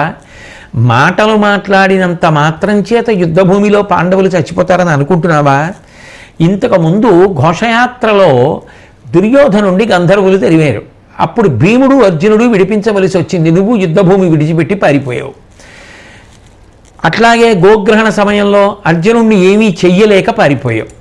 మాటలు చెప్పేటప్పుడు కోటలు దాటిపోతాయి. ఇటువంటి మాటలన్నీ చెప్తుంటావు. ఎందుకు వచ్చిన పొగరబోతు మాటలు అంటావు ఇవన్నీ? నువ్వు ఎప్పుడైనా నిజంగా పాండవుల్ని అణచగలిగావా? ఎప్పుడైనా అర్జునుడిని ఓడించావా? ఎప్పుడైనా భీముడిని ఓడించావా? ఎందుకు ఈ అక్కర్లేని మాటలు అని నిన్ను పాండవుల్ని ఇద్దరిని యుద్ధంలో చూసినటువంటి వాళ్ళు ఎందరో ఉన్నారు. వారు చూడనట్టు, వారికి ఏమీ తెలియనట్టు, నీకొక్కడికే తెలిసిన్నట్టు, నీ సంగతి ఎవరికీ తెలియనట్టు నువ్వు మాట్లాడుతూ ఉంటావు. అట్లా ఎప్పుడూ మాట్లాడకు, తప్పు. అర్జునుడు యుద్ధంలో ఎప్పుడూ ఓడిపోడు అనేటటువంటి విషయం నీకు బాగా తెలుసు. అంతేకాదు, అర్జునుడు ఒక్కడు వస్తేనే యుద్ధంలో ఓడించడం నీకు సాధ్యం కాదు. ఇప్పుడు అర్జునుడు ఒకడు కాదు, అర్జునుడి పక్కన భీముడు ఉన్నాడు, ధర్మరాజు ఉన్నాడు, నకులుడు ఉన్నాడు, సహదేవుడు ఉన్నాడు, అన్నిటిని మించి కృష్ణ పరమాత్మ ఉన్నారు, దృష్టజ్యుమ్నుడు ఉన్నాడు, ఇతర రాజులు ఉన్నారు, సైన్యం ఉంది. ఇక నువ్వే యుద్ధం చేసి అర్జునుడిని సంహరిస్తావు? అక్కర్లేని మాటలు తప్ప ఎందుకు నీకు ఈ పొగరబోతు మాటలు అన్నాడు. కృపాచార్యుల వారన్నటువంటి మాటల్ని కర్ణుడు తట్టుకోలేకపోయాడు. తట్టుకోలేక అనవుడు కర్ణులిట్టులను ఆడిన ఎంతయు చేయజాలు బంటున కెటులన్ననేమగు కడుం బెలుచన్మును మ్రోసి కాదే వృష్టి నిగుడచేయు అంబుదము సెల్లదు నీ పలుకు ఇంతవట్టు సైపనతగు ఇంకనేమనిన బారుడా నాలుక కొయ్యుదుంజుమి. ఏమి నేనేదో మాట్లాడుతున్నానని చెప్పి నువ్వు కృపాచార్య ఏదేదో అధిక్షేపించి నన్ను మాట్లాడుతున్నావు. చెయ్యగలిగినటువంటి శక్తి ఉన్నవాడు ఏదైనా అని తర్వాత చెయ్యొచ్చు, తప్పే ఉంది. నేను చెయ్యగలను కాబట్టి ముందు అన్నాను అని తర్వాత పని చేస్తాను. మేఘం ఉంటుంది, ఆ మేఘం ఏం చేస్తుంది? ముందు గర్జిస్తుంది, తర్వాత వర్షం కురిపిస్తుంది. ఎందుకు? వర్షం కురిపించగలదు కాబట్టి గర్జిస్తోంది. వర్షం కురిపించలేని మేఘం గర్జిస్తే ప్రయోజనమే ఉంది? ముందు గర్జించి తర్వాత వర్షించింది. అలాగే నేను కూడా ముందు మాట్లాడి తర్వాత యుద్ధం చేసి చూపిస్తాను. అంతే తప్ప నీ ఇష్టం వచ్చినట్టు నువ్వు మాట్లాడితే ఎందుకు ఊరుకుంటాను? ఇంతకు ముందంటే సహించాను, ఇప్పటిదాకా ఏం మాట్లాడావో అది ఊరుకున్నాను. ఓ బ్రాహ్మణుడా, ఏమనుకుంటున్నావో? ఇక పైన నువ్వు ఇలాగే మాట్లాడితే నీ నాలుక కోసేస్తాను సుమా అన్నాడు కర్ణుడు కృపాచార్యుల వారిని. అంటే వెంటనే ఆ కర్ణుడు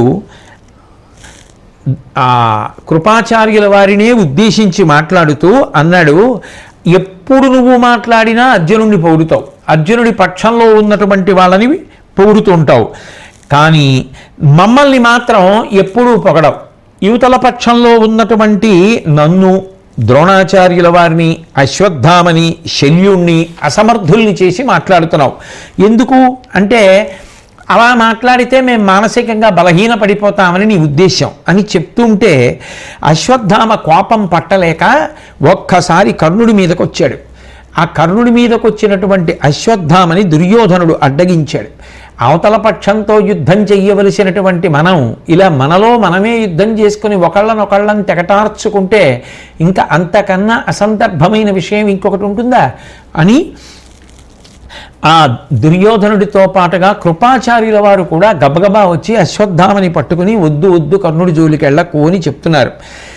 ఎంత పట్టుకుని ఆపుదామన్నా కూడా అశ్వత్థామ ఆపకుండా కర్ణుడి మీద పడిపోవడానికి ప్రయత్నిస్తున్నాడు. అప్పుడు కర్ణుడు అన్నాడు, ఎందుకు ఆపుతారు అశ్వత్థామని? ఆ మిడిసిపాటు ఏమిటో చూస్తాను, ఒక్కసారి వదిలిపెట్టండి, నా చేతి దెబ్బ తిన్న తర్వాత పొగరు అణిగిపోతుంది, కాబట్టి ఎందుకు పట్టుకుంటారు, వదిలిపెట్టండి అన్నాడు.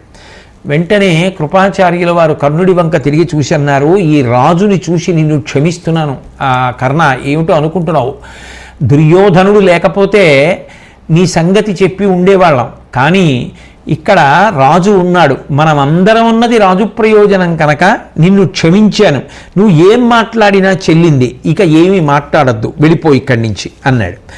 అన్న తర్వాత ఆ దుర్యోధనుడు అశ్వత్థామను ఉద్దేశించి మాట్లాడుతూ, గురుడును నీవును మద్రేశ్వరుడును కర్ణుండు కృపుడు సౌబలుడును నను ధర ఏలింపగనున్నారవు మీకుంతగుని సంగరములో కలగన్. అశ్వత్థామ, ద్రోణాచార్యుల వారైనా నువ్వైనా లేకపోతే ఆ శల్యుడైనా కర్ణుడైనా కృపాచార్యుల వారైనా ఆ శకునైనా నాకు రాజ్యం ఇప్పించి యుద్ధంలో గెలిపించి నా చేత పరిపాలన చేయించాలి అని పోరాడుతున్నటువంటి మిత్రబృందం. అటువంటి మీరు ఒకరితో ఒకరు యుద్ధంలో పోట్లాడుకోవచ్చా?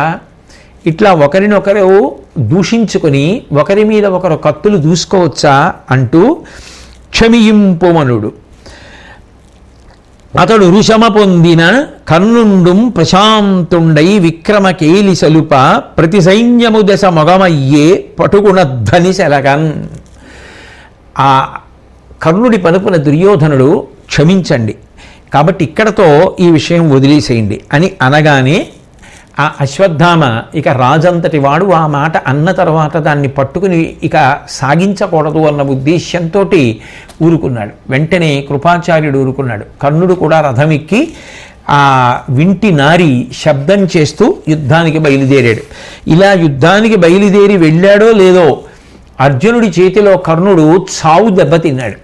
చావు దెబ్బతిని రథం విరిగిపోయి చేతిలో ఉన్నటువంటి విల్లు విరిగిపోయి పైన ఉన్నటువంటి కేతనం కింద పడిపోయి గుర్రాలు సారథులు మరణించి నేల మీద నిలబడిపోయి ఇంకా అక్కడే ఉంటే అర్జునుడు చంపేస్తాడేమో అన్న భయంతో నిస్సిగ్గుగా ఇప్పటిదాకా ఏ కృపాచార్యుల వారిని నిందించాడో, ఏ కృపాచార్యుల వారి నాలుక కోసేస్తానన్నాడో ఆ కృపాచార్యుల వారి యొక్క రక్షణ కోసమని పరిగెత్తుకుంటూ వెళ్ళి ఆయన రథం ఎక్కి కూర్చున్నాడు.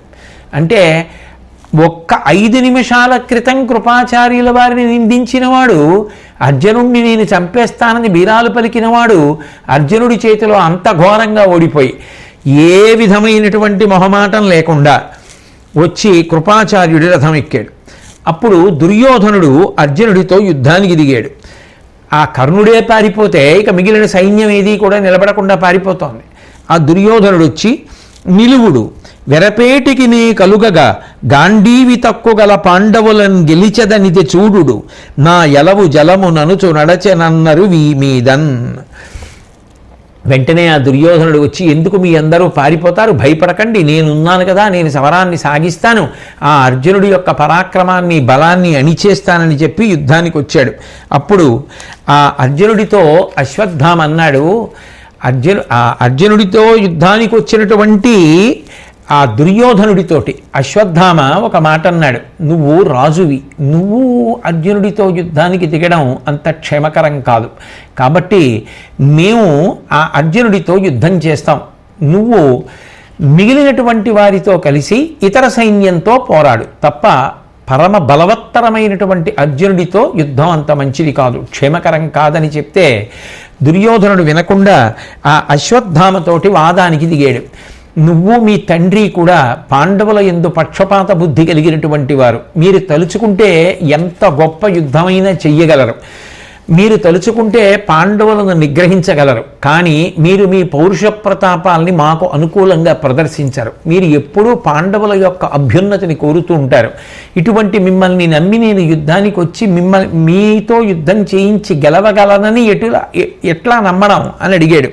అడిగితే అశ్వత్థామ దుర్యోధనుడితో మాట్లాడుతూ, పెక్కు రణంబులంగనియు పెద్దయు నమ్మవు నన్ను మద్గురున్ తక్కినవారు మేము విను తాపము ప్రాణము ఓపినట్లు పేరుక్కున పోర దైవగతి ఉన్నటులుండెడు కాక పాండవుల్ మిక్కిలివారు నీ తలపు మే గెలువన్ వశమే మహీశ్వర. ఓ దుర్యోధన, పెక్కు రణంబులంగనియు పెద్దయు నమ్మవు నన్ను మద్గురున్, నువ్వు అనేక యుద్ధాలలో నేను చేసినటువంటి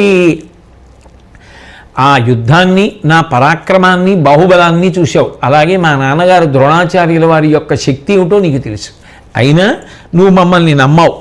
మేము యుద్ధాలు చేసేటప్పుడు ప్రాణాలు దాచుకుని యుద్ధం చేసేటటువంటి వాళ్ళం కాము. ఎంత పౌరుషంతో యుద్ధం చెయ్యవచ్చో అంత పౌరుషంతో యుద్ధం చేస్తాం. కానీ దైవానుకూల్యత అనేటటువంటిది ప్రధానం కదా.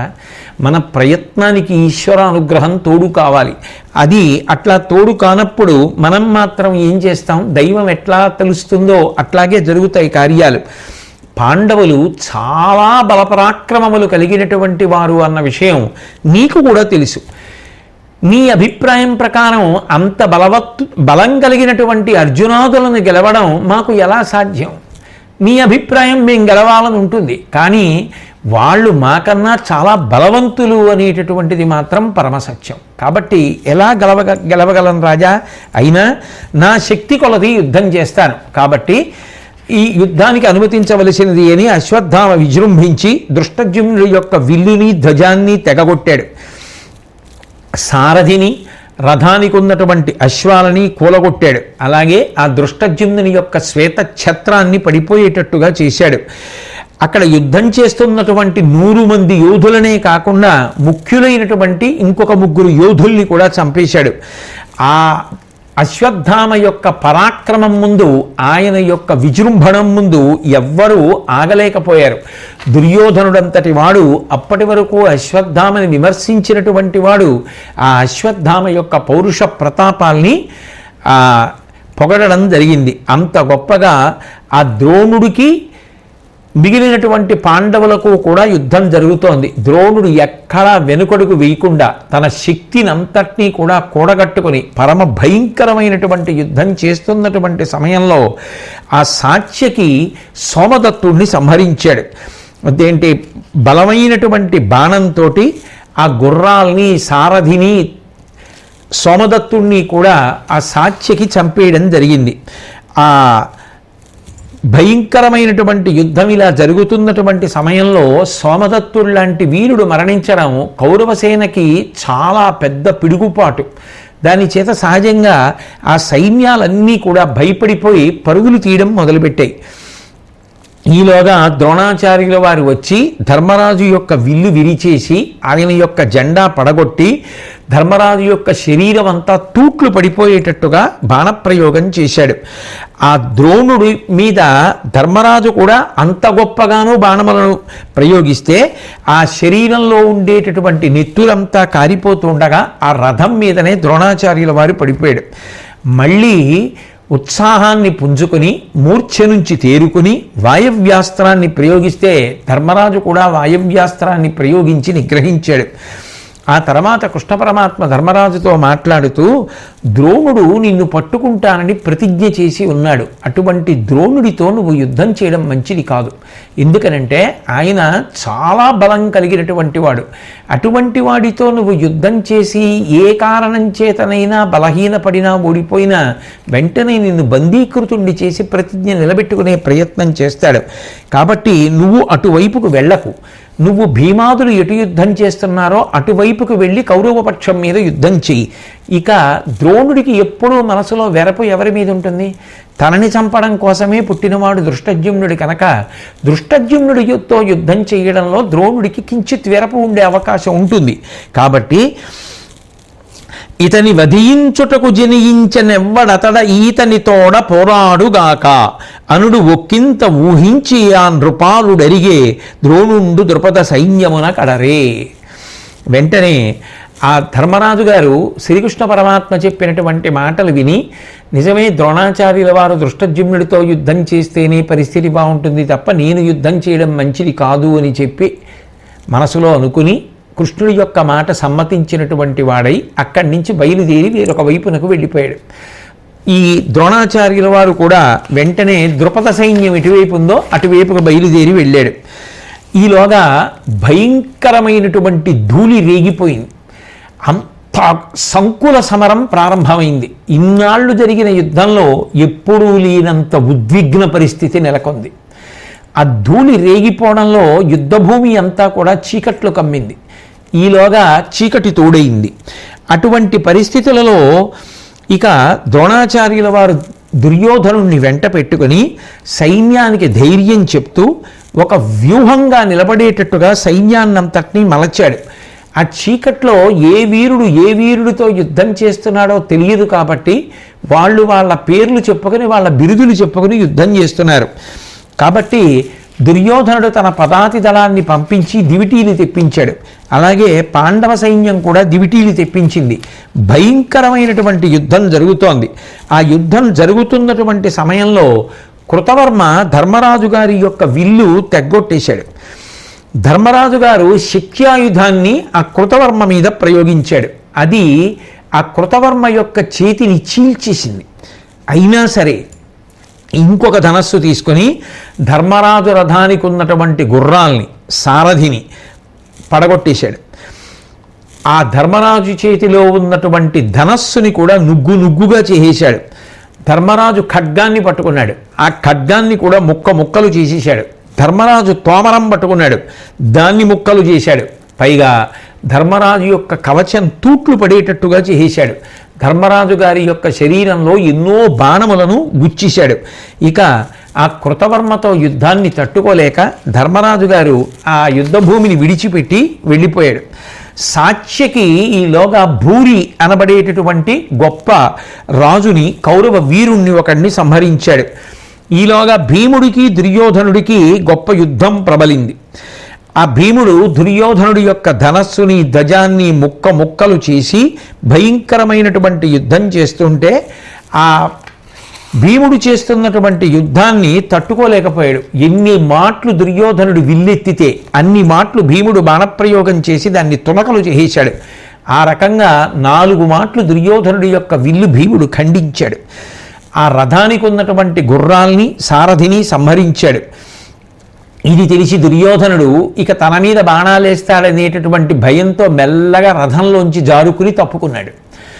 భీముడు అనుకున్నాడు, రథంలో ఆ దుర్యోధనుడు కనపట్టలేదు అంటే వేసినటువంటి బాణములు తగిలి మరణించాడు అనుకుని పెద్ద సింహనాదం చేసి దుర్యోధనుడు మరణించాడు అని ప్రకటించాడు. ఆ రథంలో దుర్యోధనుడు కనపడకపోయేసరికి కౌరవపక్షం కూడా దుర్యోధనుడు మరణించాడనుకుని భయపడిపోయి రాజే మరణించిన తరువాత ఇక యుద్ధం చేసి ప్రయోజనం ఏముంటుందని వాళ్ళందరూ కూడా పరిగెత్తి పారిపోవడం మొదలుపెట్టారు. ఈలోగా దుర్యోధనుడు జారిపోయినటువంటి వాడు మెల్లిగా దాటుకుంటూ వెళ్ళి వేరొక రథం ఎక్కి ఆ రథం మీద కనపడి అక్కడి నుంచి మళ్ళీ అందరినీ కూడా ఉత్సాహపరిచి యుద్ధానికి సిద్ధపడేటట్టుగా చేశాడు. ఈలోగా కర్ణుడు సహదేవుడితో యుద్ధం చేశాడు. యుద్ధం చేసి ఆ సహదేవుడి యొక్క ధనస్సుని ముక్కలు చేసేశాడు. అశ్వాల్ని రథసారథిని చంపేశాడు. కత్తి డాలు తీసుకున్నటువంటి సహదేవుడి యొక్క ఆయుధాల్ని తునాతునకలు చేసేశాడు. గద విసిరితే దాన్ని మధ్యలోనే విరిచేసి ఆ సహదేవుడి దగ్గరికి వెళ్ళి ఆయన్ని పట్టుకునే ప్రయత్నం చేస్తుంటే సహదేవుడు శక్త్యాయుధాన్ని రథచక్రాన్ని ప్రయోగించాడు. ఆ రెండిటినీ కూడా తునకలుగా చేసినటువంటి కర్ణుడు సహదేవుణ్ణి బాణాలతో కొట్టి సహదేవుడు ఇక రణరంగంలో నిలబడలేక యుద్ధభూమి విడిచిపెట్టి పారిపోతుంటే అతన్ని వెంబడించి పట్టుకున్నాడు. సహదేవుణ్ణి పట్టుకుని ఆ ధనస్సు యొక్క చివరి భాగంతో సహదేవుడి యొక్క పొట్టలో పొడుస్తూ నవ్వుతూ అన్నాడు, తనకంటే అధికుడైనటువంటి వాడితో ఎప్పుడూ కూడా యుద్ధం చేసేటటువంటి ప్రయత్నం చెయ్యకూడదు. అదిగో అక్కడ అర్జునుడు ఉన్నాడు. ఆ అర్జునుడి దగ్గరికి పోయి నువ్వు ఆయన యొక్క సహకారంతో బ్రతికిపోవు అన్నాడు. ఎందుకని అంటే నిజంగా సహదేవుణ్ణి పట్టుకోవడానికి వెళ్ళినప్పుడు కర్ణుడి యొక్క మనసులో ఉన్నటువంటి భావన వేరు. కానీ తీరా సహదేవుణ్ణి పట్టుకుందాము అని దగ్గర దాకా వెళ్ళిన తర్వాత తాను తల్లి అయినటువంటి కుంతికి ఇచ్చిన మాట జ్ఞాపకానికి వచ్చింది. యుద్ధంలో ఒక్క అర్జునుడిని తప్ప మిగిలిన 4 పాండవులు నాకు దొరికినా వాళ్ళని నేను చంపను అని మాటిచ్చాడు. కాబట్టి సహదేవుణ్ణి చంపకూడదు అన్న ఉద్దేశ్యంతో నీకన్నా అధికులైనటువంటి శత్రువులతో ఎప్పుడూ కూడా యుద్ధం చెయ్యకు, అది అవివేకం అని చెప్పి అదిగో అక్కడ అర్జునుడు ఉన్నాడు, ఆయన దగ్గరికి బ్రతికిపోతామని పంపించేశాడు.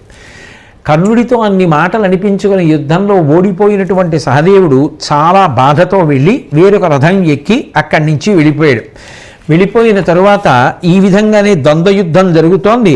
నకులుడు శకునితో పోరాడాడు. శకుని పరాజయాన్ని పొంది నకులుడి నుంచి తప్పించుకుని వెళ్ళిపోయాడు. వెళ్ళిపోయిన తరువాత ఇక కర్ణ దుర్యోధనులిద్దరూ కూడా దురాలోచన చేశారు. ఈ సాత్యకిని పట్టడం కష్టమైపోతోంది. ఎందుకని అంటే ప్రతి కీలకమైనటువంటి సందర్భంలోనూ సాత్యకి జోక్యం చేసుకుంటున్నాడు. జోక్యం చేసుకుని పాండవులలో పెద్ద పెద్ద వీరులందరినీ కూడా కాపాడుతున్నాడు. కాబట్టి ఈ సాత్యకిని పడగొట్టాలనుకున్నారు. కర్ణుడు దుర్యోధనుడు ఒక చోట చేరారు. చేసిన తరువాత అప్పుడు మాట్లాడుకుంటూ ఉండగా కర్ణుడు దుర్యోధనుడితో మాట్లాడుతూ అన్నాడు, అదే పార్థుడు తన మునుమున కొదవిన సేనల కలంచు నిలివడడు, ఇతనిన్ గదియగ రాకుండగమును పొదువుదమే సాత్యకిన్ ప్రభూత బలముతో. అదిగో దూరంగా అర్జునుడు అక్కడ ఉన్నాడు. అర్జునుడి ముందు మన సైన్యాలు చాలా ఉన్నాయి. కాబట్టి అర్జునుడి దృష్టి ఇటువైపు ఉండదు. అర్జునుడు ఎదురుగుండా ఉన్నటువంటి సైన్యాన్ని సంహరించే ప్రయత్నంలో ఉన్నాడు. అర్జునుడు ఇటు రాడు కనుక సాత్యకిని ఇప్పుడే చంపేయాలి. ఇప్పుడే చంపేయాలి అంటే మనం ఒక పని చెయ్యాలి. అందరం కలిసి సాత్యకిని ముట్టడించాలి. అభిమన్యుణ్ణి మన అందరం కలిసి కపటంతో ఎలా చంపేశామో సాత్యకిని కూడా అలాగే చంపేయాలి. అభిమన్యుణ్ణి రక్షించడానికి అర్జునుడు రాకుండా ఎలా చేశామో ఇప్పుడు కూడా అర్జునుడు రాకుండా చెయ్యాలి. నువ్వు అంగీకరిస్తే మనందరం కలిసి కపటంగా ఒక్కసారి సాత్యక మీద పడి చంపేద్దాం. అభిమన్యుణ్ణి చంపినట్టుగా చేద్దాం.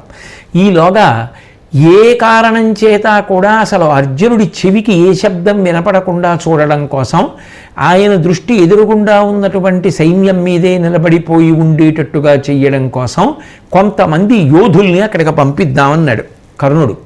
చాలా సంతోషించి అంగీకరించినటువంటి దుర్యోధనుడు వెంటనే ఆ శకునిని పిలిచి 10,000 ఏనుగులు, 10,000 రథాలు, దుశ్శాసనుడు, సుబాహువు, దర్శనుడు, దుర్విషహుడు అనబడేటటువంటి తమ్ముళ్లతో కలిసి అక్కడికి వెళ్ళి ఆ అర్జునుడితో నువ్వు యుద్ధం చేస్తుంటే ఆ అర్జునుడి యొక్క దృష్టి మీ మీదే ఉంటుంది కాబట్టి సాత్యకిని రక్షించుకోవాలనేటటువంటి పూనిక పొందడు. మేమందరం కలిసి ఒక కుమ్ముడిగా సాత్యక మీద పడి మట్టు పెడతామని చెప్పి ఆ శకుని పంపించాడు. ఆ శకుని అలాగే ఆ దుశ్శాసనుడు అలాగే ఈ దుర్యోధనుడి యొక్క సోదరులైనటువంటి సుబాహువు, దుష్ప్రదర్శనుడు, దుర్విషహుడు మొదలైనటువంటి వాళ్ళందరూ కలిసి అర్జునుడి మీద యుద్ధానికి వెళ్ళారు. ఆ అర్జునుడు వాళ్లతో యుద్ధం చేస్తున్నటువంటి సమయంలో మిగిలిన వీరులందరూ కలిసి సాత్యకి మీద పడ్డారు. కానీ సాత్యకి అరివీర భయంకరుడై విజృంభించాడు. ఆ రోజున ఎక్కడ చూసినా ఏనుగుల యొక్క తొండాలే, ఎక్కడ చూసినా గుర్రాల తలలే, ఎక్కడ చూసినా విరిగిపోయిన రథాలే. అసలు ఆ రోజు జరిగినటువంటి యుద్ధంలో సాత్యకి ప్రయోగించినటువంటి బాణముల వలన నిహతులైపోయినటువంటి సైనికుల యొక్క శరీరంలోంచి ప్రవహించినటువంటి నెత్తుటి నదిలో రథములు తేలి వెళ్ళిపోయాయి. అంత గొప్ప యుద్ధాన్ని చేశాడు. ఆ యుద్ధాన్ని చూసి దుర్యోధనుడు కానీ కౌరవ సైన్యం కానీ తట్టుకోలేక దుర్యోధనుడంతటి వాడు కూడా ఇక సాత్యకితో ఎదిరి నిలబడి యుద్ధం చేయలేమని విరిగిపోయిన రథాన్ని వదిలేసి కృతవర్మ యొక్క రథాన్ని ఎక్కి ఆ యుద్ధరంగం నుంచి వెళ్ళిపోయాడు.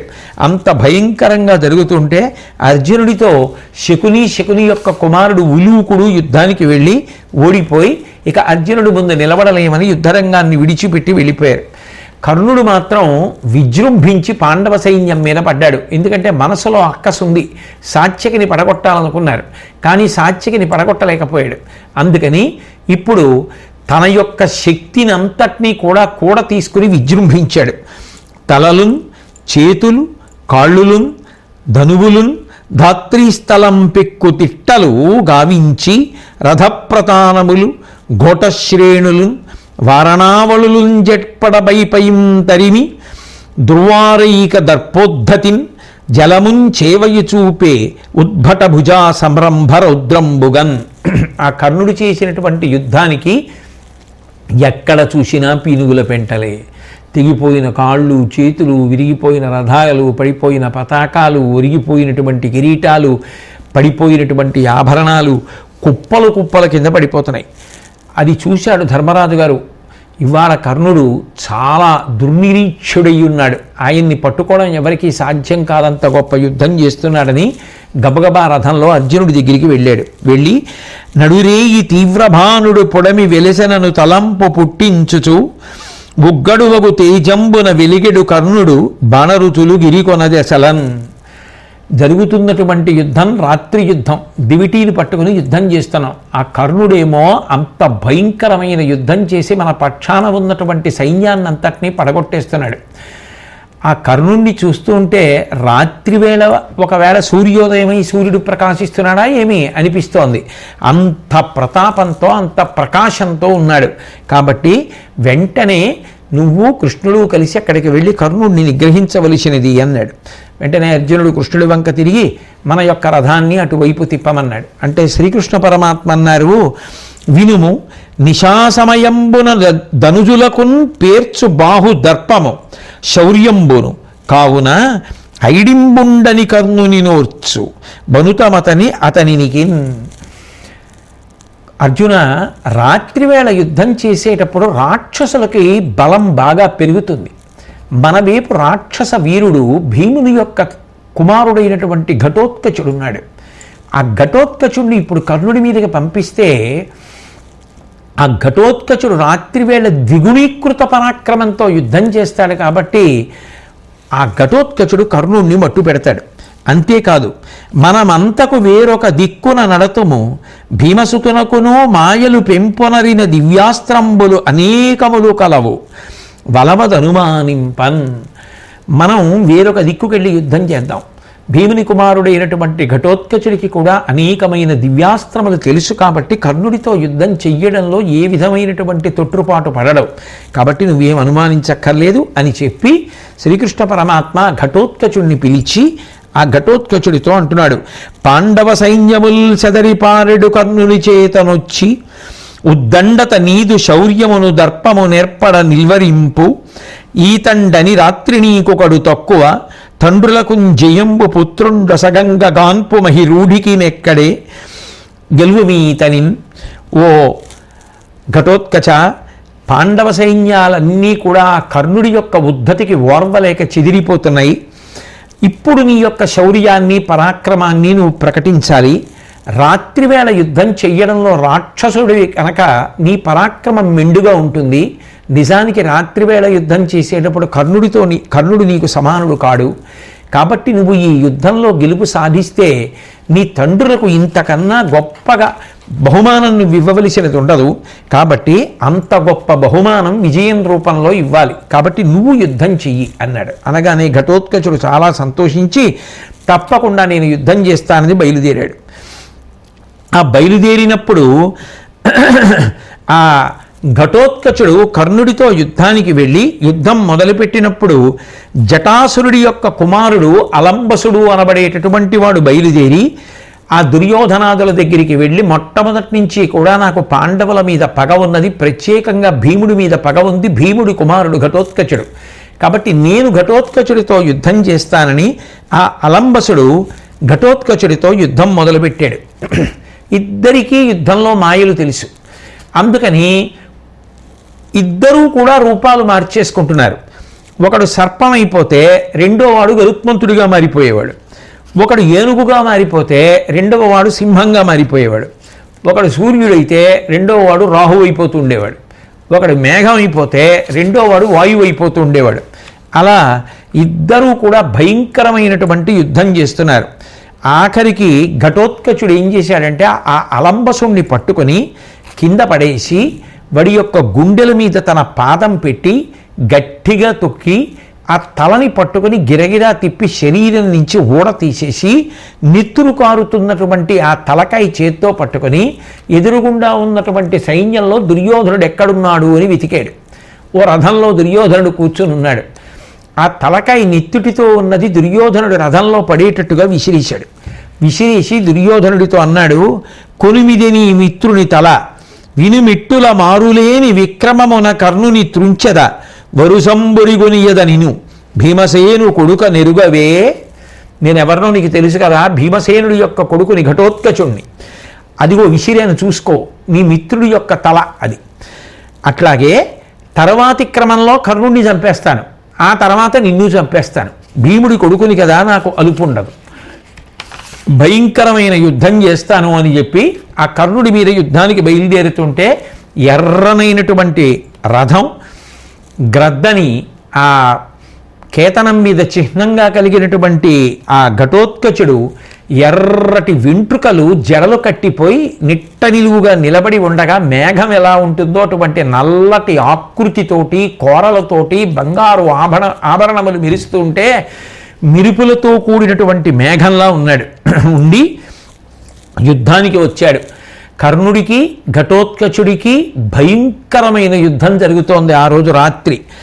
ఆ అస్త్ర ప్రత్యస్త్రములను వేసుకోవడం అనేటటువంటి ప్రక్రియని ఘటోత్కచుడు విడిచిపెట్టేసి మాయా సైన్యాన్ని సృష్టించాడు. ఆ మాయా సైన్యం వెళ్ళి కౌరవ సైన్యం మీద వెళ్ళి పడి వాళ్ళందరినీ చంపేయడం మొదలుపెట్టింది. కౌరవ సైన్యం అకస్మాత్తుగా వచ్చినటువంటి ఈ మాయా సైన్యాన్ని చూసి భయపడి పారిపోవడం మొదలుపెట్టింది.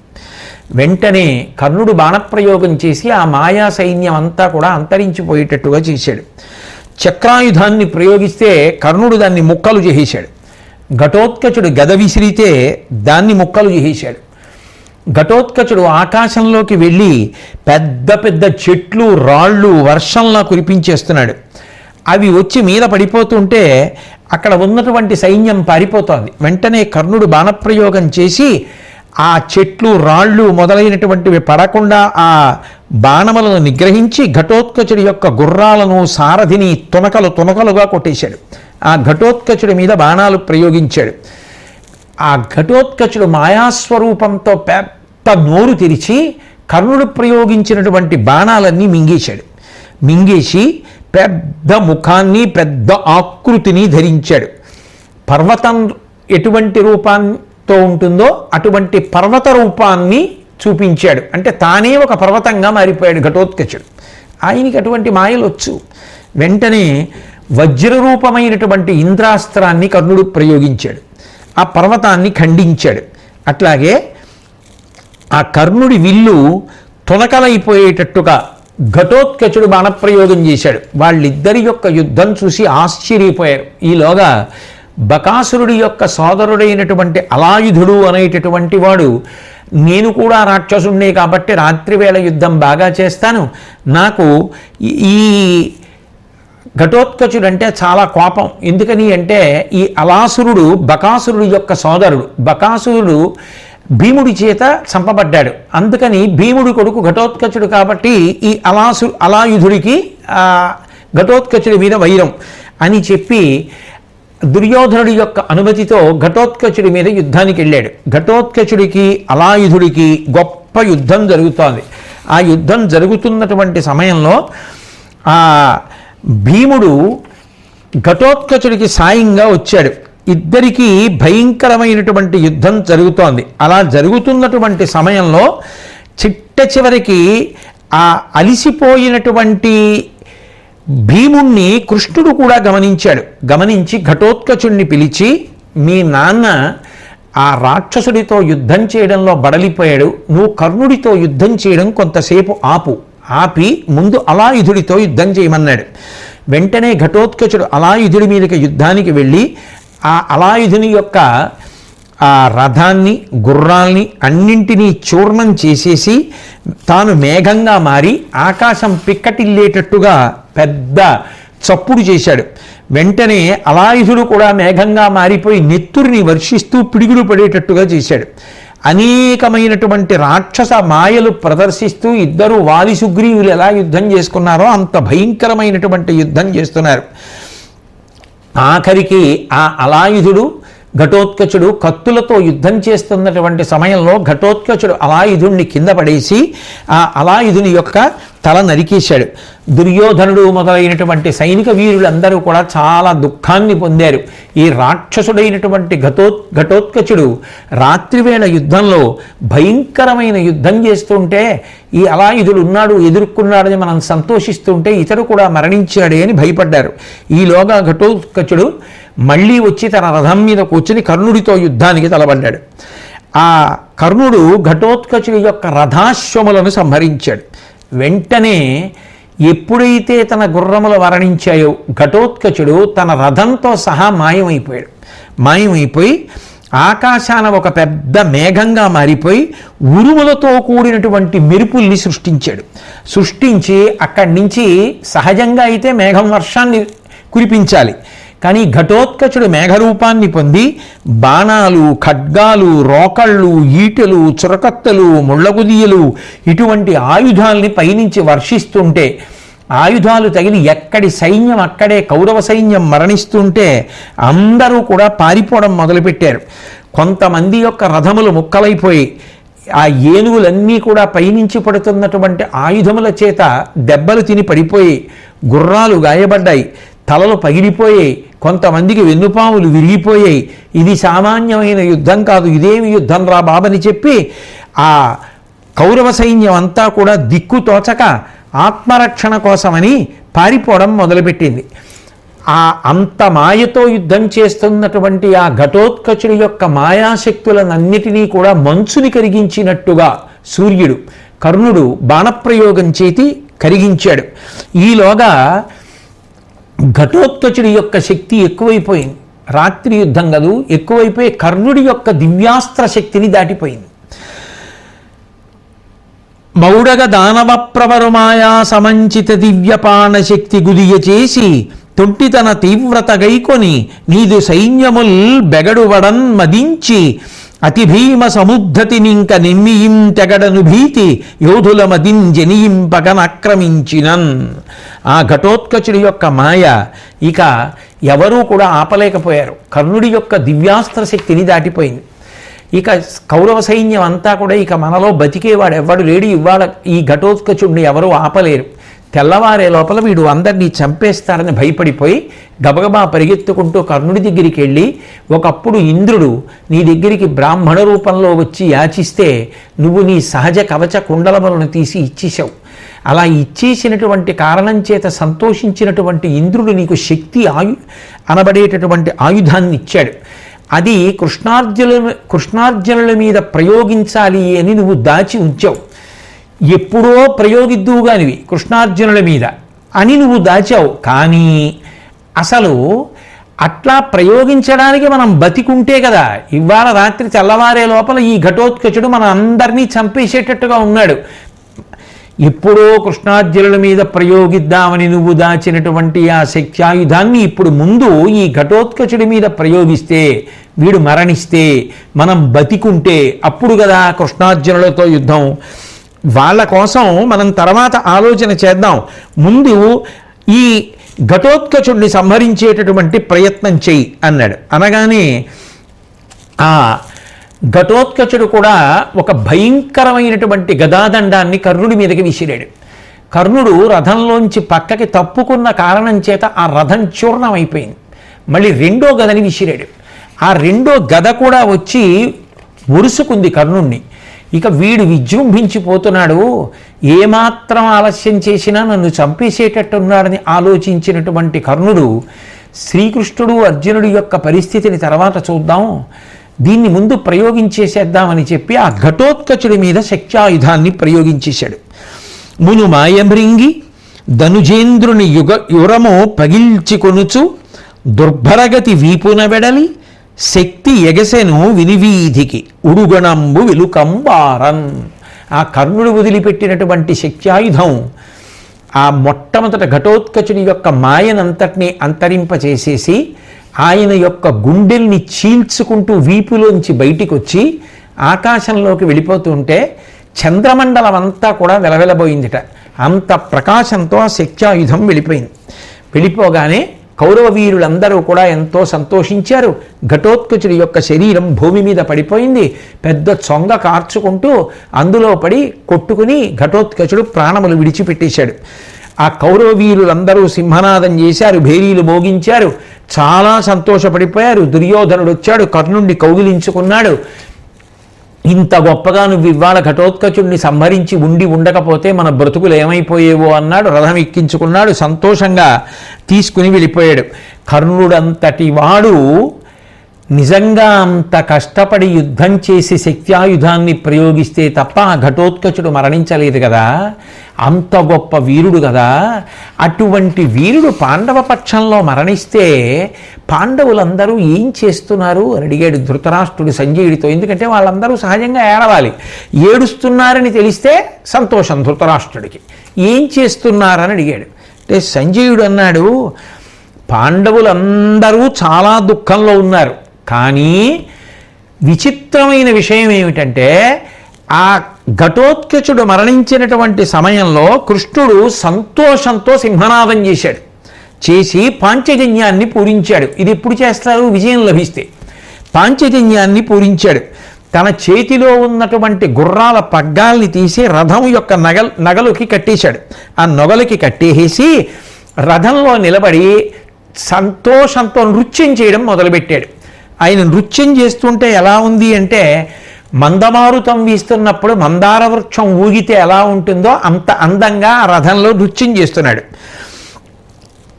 పైగా అర్జునుడి దగ్గరికి వెళ్ళి కౌగిలించుకున్నాడు, వెన్ను తెరిచాడు, మళ్ళీ సింహనాదం చేశాడు. అర్జునుడు ఆశ్చర్యపోయాడు. ఇదేమిటి, భీముడు కొడుకు చచ్చిపోయాడు, మేమందరం ఏడుస్తున్నాం. నిజానికి కృష్ణ భగవానుడు కూడా బాధతో నిలబడాలి. బాధతో నిలబడకపోగా మేము ఊరట పొందేటట్టుగా 4 మాటలు చెప్పడం మానేసి ఇంత సంతోషంతో చేతిలో ఉన్న పగ్గాలు తీసుకెళ్లి రథం యొక్క నొగలకు కట్టేసి రథమధ్యంలో నృత్యం చేస్తూ సింహనాదం చేస్తూ పాంచజన్యం ఊత్తూ నన్ను కౌగిలించుకొని వెన్ను తట్టి ఇంత మురిసిపోతున్నాడు ఏమిటి అనుకున్నాడు. నీ ప్రవర్తన నాకు అర్థం కావట్లేదని కృష్ణుడి దగ్గరికి వెళ్ళి, చచ్చె ఘటోత్కచుండు మన సైన్యములెల్ల గలెంగి నల్గడన్ విచ్చుట చూచి మేము వగా నెక్కొన వందెదమిప్పుడు ఎమ్మీన్వచ్చే ప్రమోదము ఎట్లు గురువంపు చరిత్రము దక్కి లాఘవం బచ్చువడంచలంగెదు మహాపురుష. ఇది ఏమి చెప్పవే? ఒక పక్క ఘటోత్కచుడు చచ్చిపోయాడా, మేమందరం ఏడుస్తున్నామా, సైన్యం అంతా కాకావికలైపోయిందా, కౌరవులు విజయం దక్కిందని ఆనందపడిపోతున్నారా, నువ్వేమో ఇంత సంతోషంగా నృత్యం చేస్తున్నావా? కృష్ణ, అసలు నీ ప్రవర్తన నాకు అర్థం కావట్లేదయా, ఎందుకు ఇలా ప్రవర్తిస్తున్నావు చెప్పమన్నాడు. అంటే కృష్ణ భగవానుడు అన్నాడు, నిజంగా చెప్పాలంటే నిన్ను ఎలా బ్రతికించుకోవాలి అని నేను ఎప్పుడూ బెంగ పెట్టుకుని ఉండేవాడిని. కానీ ఇవాళ నాకు ఎంత సంతోషంగా ఉందో తెలుసా? ఆ శక్త్యాయుధాన్ని ఆ కర్ణుడు ఘటోత్కచుడి మీద ప్రయోగించేశాడు. నిజంగా చెప్పాలంటే అర్జున, నువ్వు గాంధీవం పట్టుకున్నా, నేను సుదర్శన చక్రాన్ని పట్టుకున్నా, ఇంద్రుడిచ్చినటువంటి ఆ ఆయుధం కర్ణుడి దగ్గర ఉండగా నిన్ను కాపాడడం కుదరదు. అది గాని కర్ణుడు నీ మీద ప్రయోగిస్తే వెంటనే నువ్వు మరణిస్తావు. నిన్ను ఎలా రక్షించుకోవాలి, ఆ ఆయుధం ఆయన దగ్గర ఉంది కర్ణుడి దగ్గర అని నేను బెంగ పెట్టుకునేవాడిని. ఇంకొక విషయం చెప్పనా, నిజానికి ఆ కర్ణుడు దివ్యాంశ సంభూతుడు. ఇంద్రుడు బ్రాహ్మణ రూపంలో వచ్చి పుట్టుకతో ఉన్నటువంటి కవచకుండలాల్ని కర్ణుడి దగ్గర అర్థించి తీసేసుకున్నాడు. ఎప్పుడైతే తనకి సహజంగా ఉన్న కవచకుండలాల్ని కోసి కర్ణుడు ఇచ్చేశాడో అప్పుడే సామాన్య మానవుడైపోయాడు, బలం తగ్గిపోయింది. కానీ ఎవ్వరూ చెయ్యలేని పని చేశాడు. ఒంటిలో ఉన్న కవచాన్ని కత్తితో కోసి ఇచ్చేశాడు, కుండలాలు ఇచ్చేశాడు.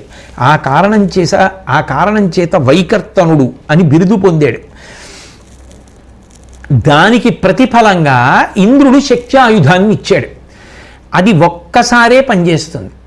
ఆ శక్త్యాయుధాన్ని ఎవరి మీద కర్ణుడు ప్రయోగిస్తాడో వాడు మరణించి తీరవలసిందే. కర్ణుడు ఏదో ఒకనాడు దాన్ని నీ మీద ప్రయోగిస్తాడు. నిన్ను రక్షించుకోవడం సుదర్శన చక్రం వల్ల కాదు, నీ గాంధీవం వల్ల కాదు. అందుకని నేను ఎంత బెంగ పెట్టుకుని ఉండేవాణ్ణో. నిజంగా చెప్పాలి అంటే ఇవాళ ఆ ఆయుధాన్ని ఘటోత్కచుడి మీద వేసేశాడు. ఘటోత్కచుడు మరణిస్తే మరణించాడు, నువ్వు బ్రతికావు, నాకు చాలు. అందుకు ఇంత సంతోషంగా ఉన్నా. అంతేకాదు అర్జున, నిజానికి నీకోసమే ఏకలవ్యుణ్ణి, శిశుపాలుణ్ణి, జరాసంధుణ్ణి ఒక్కొక్కరిని ఒక్కొక్క విధంగా హతమార్చాను నేను. వాళ్ళందరూ కానీ ఈ సమయంలో బ్రతికి ఉన్నట్టయితే దుర్యోధనుడు వాళ్ళందరినీ సహాయంగా తెచ్చుకుంటాడు.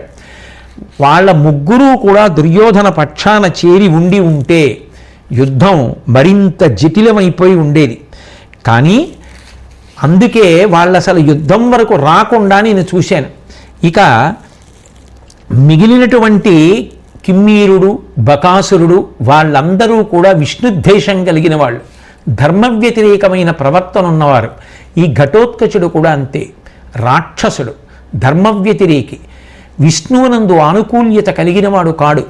ఇవాళ మీ పక్షంలో యుద్ధం చేసి మరణించాడు కాబట్టి సరిపోయింది. ఇతను బ్రతికుంటే ధర్మాన్ని పాడు చేస్తాడు, రావణాసురుడితో సమానమైనవాడు. కాబట్టి ఏదో ఒక రోజు మళ్ళీ నేను ఇతన్ని చంపాలి. అలా నేను చంపవలసిన అవసరం లేకుండా ఇవాళ మీకోసం చచ్చిపోయాడు. ఆ చచ్చిపోవడం కూడా ఇంద్రుడు కర్ణుడికి ఇచ్చినటువంటి శక్త్యాయుధం వల్ల మరణించాడు. కాబట్టి ఇప్పుడు నువ్వు క్షేమంగా ఉన్నావు, నాకు ఎంత సంతోషంగా ఉందో అందుకు నృత్యం చేశానన్నాడు.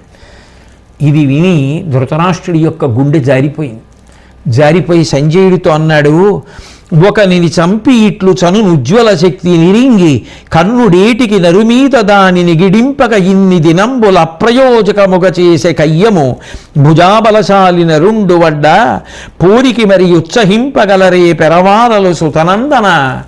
అయ్యయ్యయ్యయ్యో, ఒక్కసారి మాత్రమే ఆ శక్త్యాయుధం పనిచేస్తుందా? కర్ణుడి దగ్గరుందా? ఇన్నాళ్ళ నుంచి యుద్ధం జరుగుతోందా? ఆ అర్జునుడి మీద వేసేస్తే అర్జునుడు చచ్చిపోతే యుద్ధం అయిపోయింది కదా, దీనికి దాచుకున్నాడు కర్ణుడు. అది వెయ్యకుండా ఏమిటి సాధించాడు అని అడిగితే, పైగా అర్జునుడికి నియమం ఉంది, యుద్ధానికి పిలిస్తే వస్తాడు. అర్జునుడిని యుద్ధానికి పిలిచి కర్ణుడు శక్త్యాయుధం వేసేస్తే యుద్ధం అయిపోయేది కదా, ఎందుకు వీలేదు, ఎందుకు పిలవలేదు అంటూ ధృతరాష్ట్రుడు అన్నాడు, నా తనూజులు దుర్బుద్ధులి తెరంగు నీవు తలపవా, ఆ శక్తి నీరజాక్షు తుడిచికొనియనే మొరకు చేనున్న తీయపండు వెసనాచికొనిన నెర్వరియుబోలే. మూర్ఖుడైనటువంటి వాడు తీయటి పండు తెచ్చుకుంటే తెలివైన వాడు వాడి దగ్గర నుంచి అది లాగేసుకున్నట్టుగా దుర్బుద్ధి తప్ప దూరాలోచన లేనటువంటి నా కొడుకుల దగ్గర నుంచి ఆ శక్త్యాయుధం జారిపోయింది. ఇప్పుడు ఇంకా వాళ్ళ అర్జునుడిని ఏం చేస్తారు? ఏం చెయ్యలేరు. నువ్వైనా చెప్పపోయావా సంజయ కర్ణుణ్ణి ఆయుధం ప్రయోగించమని? అంటే ప్రతిరోజు రాత్రి మేమందరం కలుసుకున్నప్పుడు కర్ణుడికి చెప్పేవాళ్ళం, కర్ణ రేపు పొద్దున్న యుద్ధభూమిలోకి వెళ్ళగానే నువ్వు అర్జునుడి మీద ఆ ఆయుధాన్ని ప్రయోగించు అని చెప్తూ ఉండేవాళ్ళం. తప్పకుండా ఇదిగో రేపు ప్రయోగిస్తా, ఎల్లుండి ప్రయోగిస్తా అంటూ ఉండేవాడు. ప్రతిరోజు పొద్దున్నే యుద్ధానికి బయలుదేరేటప్పుడు మాకందరికీ జ్ఞాపకం ఉండేది. యుద్ధభూమిలోకి వెళ్ళగానే అందరం మర్చిపోయేవాళ్ళం. అసలు శక్త్యాయుధం మా దగ్గర ఉందని కానీ, కర్ణుడు దాన్ని ప్రయోగించాలని కానీ, పోనీ కర్ణుడికి మేము జ్ఞాపకం చేద్దామని కానీ యుద్ధంలో గుర్తొచ్చేది కాదు. యుద్ధం అయిపోయి మళ్ళీ అందరం రాత్రి శిబిరాలకు వచ్చేసేవాళ్ళం. వచ్చేయగానే మళ్ళీ జ్ఞాపకానికి వచ్చేది. మళ్ళీ కర్ణుడి దగ్గరికి వెళ్ళేవాళ్ళం. ఏమయ్యా ఇవాళ అర్జునుడి మీద ఆయుధం వేయలేదు, రేపైనా వేవయ్యా. అర్జునుడి మీద వేస్తే కృష్ణుడికి కోపం వచ్చి మన అందరినీ చంపేసి మిగిలిన పాండవుల్లో ఎవరో ఒకటికి పట్టాభిషేకం చేస్తాడు, అందుకని కృష్ణుడిని చంపి ఆ ఆయుధం వేస్తే ఎవరో ఒకరిని చంపి తీరుతుందిగా. కృష్ణుడి మీదే వేసామనుకో, కృష్ణుడే నిగ్రహింపబడ్డాడనుకో, పాండవులు మొదలు నరికిన చెట్టు అయిపోతారు, అప్పుడు మనం యుద్ధంలో గెలవచ్చు అనేవాళ్ళం. అలాగే కృష్ణార్జునుల్లో ఎవరో ఒకరి మీద నేను ఇది వేసేస్తాననేవాడు. ప్రతిరోజు అలాగే అనేవాడు. అందరం యుద్ధానికి బయలుదేరేవాళ్ళం. బయలుదేరగానే అందరం మర్చిపోయేవాళ్ళం, ఆ ఆయుధం గుర్తొచ్చేది కాదు. మళ్ళీ తిరిగి వచ్చేసేవాళ్ళం, రాగానే జ్ఞాపకం వచ్చేది. అదేం విచిత్రమో మరి, ఎవ్వరికీ గుర్తులేదు, అది అలా ఉండిపోయింది. ఆఖరికి ఎప్పుడు గుర్తొచ్చింది? ఘటోత్కచుడి రాత్రి యుద్ధంలో గుర్తొచ్చి ఆ ఘటోత్కచుడి మీద వేసాం. బతికుంటే రేపు అన్నదాన్ని చూడొచ్చు, వీడి వల్ల బతికుండేటట్టు లేవని వేసేసాం, ఆ ఆయుధం అలా పోయింది. ఏం చేస్తాం అన్నాడు సంజయుడు. అదే సమయంలో శ్రీకృష్ణ పరమాత్మ దగ్గరికి సాత్యకి వచ్చాడు. సాత్యకితో మాట్లాడుతూ కృష్ణుడు అన్నాడు, వాని వారెలెల్లని పని వానికెప్పుడు గరపుదురు, వాడు పూంకిమై కడగివచ్చు, తాకుదల నేను వారలందరను మరచునట్లు చేయుదు, నరునకునై కుమారా. వాళ్ళందరూ రాత్రివేళ కర్ణుడికి దాని గురించి జ్ఞాపకం చేస్తున్నారని నాకు తెలుసు. కర్ణుడు నా మీద కానీ అర్జునుడి మీద కానీ ప్రయోగించాలనుకుంటున్నాడని నాకు తెలుసు. వాళ్ళు యుద్ధానికి బయలుదేరగానే మరిచిపోయేటట్టు, రాత్రి శిబిరానికి వెళ్ళగానే గుర్తొచ్చేటట్టు ప్రతిరోజు నేనే చేస్తూ వచ్చాను సాత్యకి. అందువల్ల అర్జునుడు బ్రతికాడు. అంతేకాదు, మీరును ప్రాణములు త్రిలోకీరాజ్యము నాదు బుద్ధికిన్ పార్థుక్రియన్ కూరిమికిన్ పాత్రంబులే ఈ రేయి కదా సుఖించి ఏ నిద్రింతున్. నిజంగా చెప్పాలంటే సాత్యకి మీరందరూ కానీ నా ప్రాణములు కానీ 3 లోకములలో రాజ్యము కానీ నాకు సంబంధించినంత వరకు అర్జునుడితో సమానం కాదు. అర్జునుడు నాకంత ఎక్కువ. ఇక అర్జునుడిని చంపగలిగినటువంటి అస్త్రం లేదు. ఆ శక్త్యాయుధాన్ని వదిలిపెట్టేశాడు కర్ణుడు. అమ్మయ్యా, ఇవాళ రాత్రి నేను హాయిగా నిద్రపోతాను అని చెప్పి సంతోషంగా శ్రీకృష్ణ పరమాత్మ ఉన్నటువంటి సమయంలో ఆ ధర్మరాజు మాత్రం అయ్యో ఈ ఘటోత్కచుడు నిష్కారణంగా మరణించాడని చెప్పి చాలా బాధపడి ఇదంతా కర్ణుడి వల్లే, ఆ కర్ణుడే అభిమన్యుడి మరణానికి కారణమయ్యాడు, అర్జునుడి కొడుకు మరణించాడు, ఆ కర్ణుడే ఇప్పుడు భీముడి యొక్క కొడుకు అయినటువంటి ఘటోత్కచుడి మరణానికి కారణమయ్యాడు, నేను ఆ కర్ణుడిని వదిలిపెట్టను, వెంటనే చంపేస్తానని చెప్పి ఆవేశంతో రథం తీసుకుని ధర్మరాజు గారు వెడుతుంటే చూసినటువంటి కృష్ణార్జునులు ధర్మరాజు గారికి ఏ ప్రమాదం జరుగుతుందో అని వెనకాతల బయలుదేరారు. ఆ సమయంలో అకస్మాత్తుగా వేదవ్యాసుడు యుద్ధభూమిలో ధర్మరాజు గారికి కనపడ్డాడు. కనపడి పిచ్చివాడా ధర్మరాజా, నిజంగా అటువంటి యుద్ధం జరగకపోతే, ఘటోత్కచుడు మరణించకపోతే, నిజంగా ఆ శక్తి అనబడేటటువంటిది కర్ణుడి దగ్గరే ఉండిపోతే ఆ కర్ణుడు ఏదో ఒక రోజున అర్జునుడి మీద ప్రయోగించి ఉండేవాడు. ఏమైపోతువు నువ్వు, ఏమైపోను యుద్ధం. ఘటోత్కచుడు మరణిస్తే మరణించాడు కానీ అర్జునుడు బ్రతికాడు, మీ అందరూ బతికారు, యుద్ధంలో గెలుస్తారు. ఎంత సంతోషించవలసిన విషయం. అటువంటి సంతోషించవలసిన విషయంలో నువ్వు ఇట్లా దుఃఖపడడం మంచిది కాదు. కాబట్టి ఆ శక్త్యాయుధం ఘటోత్కచుడి మీద పడిపోవడం మీరు రక్షింపబడడానికి కారణమైంది అన్న రెండో కోణాన్ని కూడా నువ్వు పరిశీలించి ఊరట పొందు అని చెప్పి కలకయుడిపి చిత్తము నిర్మల ధర్మోదాత్తముగా అమర్చి నెగడు ఎవ్వలన కలుగు ధర్మం బవ్వలనికి జయమంగళముల అవశ్యములగున్. నీ మనసుని స్థిరంగా ధర్మమునందే నిలబెట్టు. ఎక్కడైతే ధర్మం ఉందో అక్కడ జయము కలుగుతుంది, మంగళము కలుగుతుంది. రెండు జయము శుభము రెండు ఉంటాయి. కాబట్టి ఆ రెండూ కలగడానికి కారణమైనటువంటి ధర్మానుష్ఠానమనందు నీ యొక్క చిత్తాన్ని అట్లాగే నిలబెట్టు. వినుమేనగు దివసంబున నిను పొందు అనూనమిది నీ రాజ్యశ్రీ అనుమానమేమియును లేదని గ్రక్కున అమ్మునీంద్రుడరిగ నరేంద్ర. ఇవాల్టి నుంచి 5వ రోజున ఈ సమస్త భూమండలానికి సంబంధించినటువంటి రాజ్యలక్ష్మి నిన్ను చేరుతుంది. కాబట్టి ధర్మరాజా, నువ్వు ఏ విధమైనటువంటి సందేహాన్ని పెట్టుకోవద్దు, యుద్ధంలో గెలుస్తావు, కాబట్టి ఓరడిల్లు అని వ్యాసమునీంద్రుడు జరగబోయేటటువంటి విషయాన్ని చెప్తే ధర్మరాజు గారు ప్రశాంతత పొందాడు. ఘటోత్కచుడు మరణించాడన్నది కించిత్ బాధతో కూడుకున్న విషయమే అయినా ఆ శక్త్యాయుధం ఆ నిరుపయోగం అయిపోయినటువంటి కారణం చేత, అంటే అర్జునుడి మీద పడ్డంలో నిరుపయోగం అయిపోయినటువంటి కారణం చేత అర్జునుడు బ్రతికాడని కృష్ణుడు సంతోషించాడు, అందరూ సంతోషించారు. తత్కారణం చేత ఇప్పుడు యుద్ధంలో ధర్మం గెలవడానికి మార్గం ఏర్పడింది. మహానుభావుడైనటువంటి శ్రీకృష్ణ పరమాత్మ నిజానికి ధర్మరాజు గారు వచ్చి అర్జునుడితో మాట్లాడుతున్నప్పుడు అర్జునుడిని పంపకుండా ఘటోత్కచుడిని పంపిన కారణం చేత యుద్ధం ఒక పెనుమలుపు తిరిగింది. అంత గొప్పగా ఆలోచించి పాండవులను సర్వకాలముల యందు రక్షించుకొని తన ప్రాణముల కన్నా అర్జునుడే తనకి ప్రేమపాత్రుడు అని చెప్పినటువంటి కృష్ణ పరమాత్మ యొక్క అనుగ్రహ విశేషం చేత పాండవులు బ్రతికి బట్టకట్టి విజయాన్ని సాధించారు అన్నది నిర్వివాదాంశం. వ్యాసుడు చెప్పినట్టు ఎక్కడ ధర్మం ఉంటుందో అక్కడ ఈశ్వరానుగ్రహం ఉంటుంది, ఎక్కడ ఈశ్వరానుగ్రహం ఉంటుందో అక్కడ శుభము జయము ఉంటాయి. కాబట్టి ఆ శ్రీకృష్ణ పరమాత్మ యొక్క నిర్హేతుక కృపాకటాక్ష వీక్షణముల కొరకు ధర్మమునందు అనురక్తి మనకి సర్వకాలముల యందు నిలబడేటట్టుగా ఆ భగవంతుడు మనను కూడా అనుగ్రహించుగాక అని ఆయన పాదములు పట్టి నమస్కరిస్తూ సెలవు తీసుకుందాం. స్వస్తి.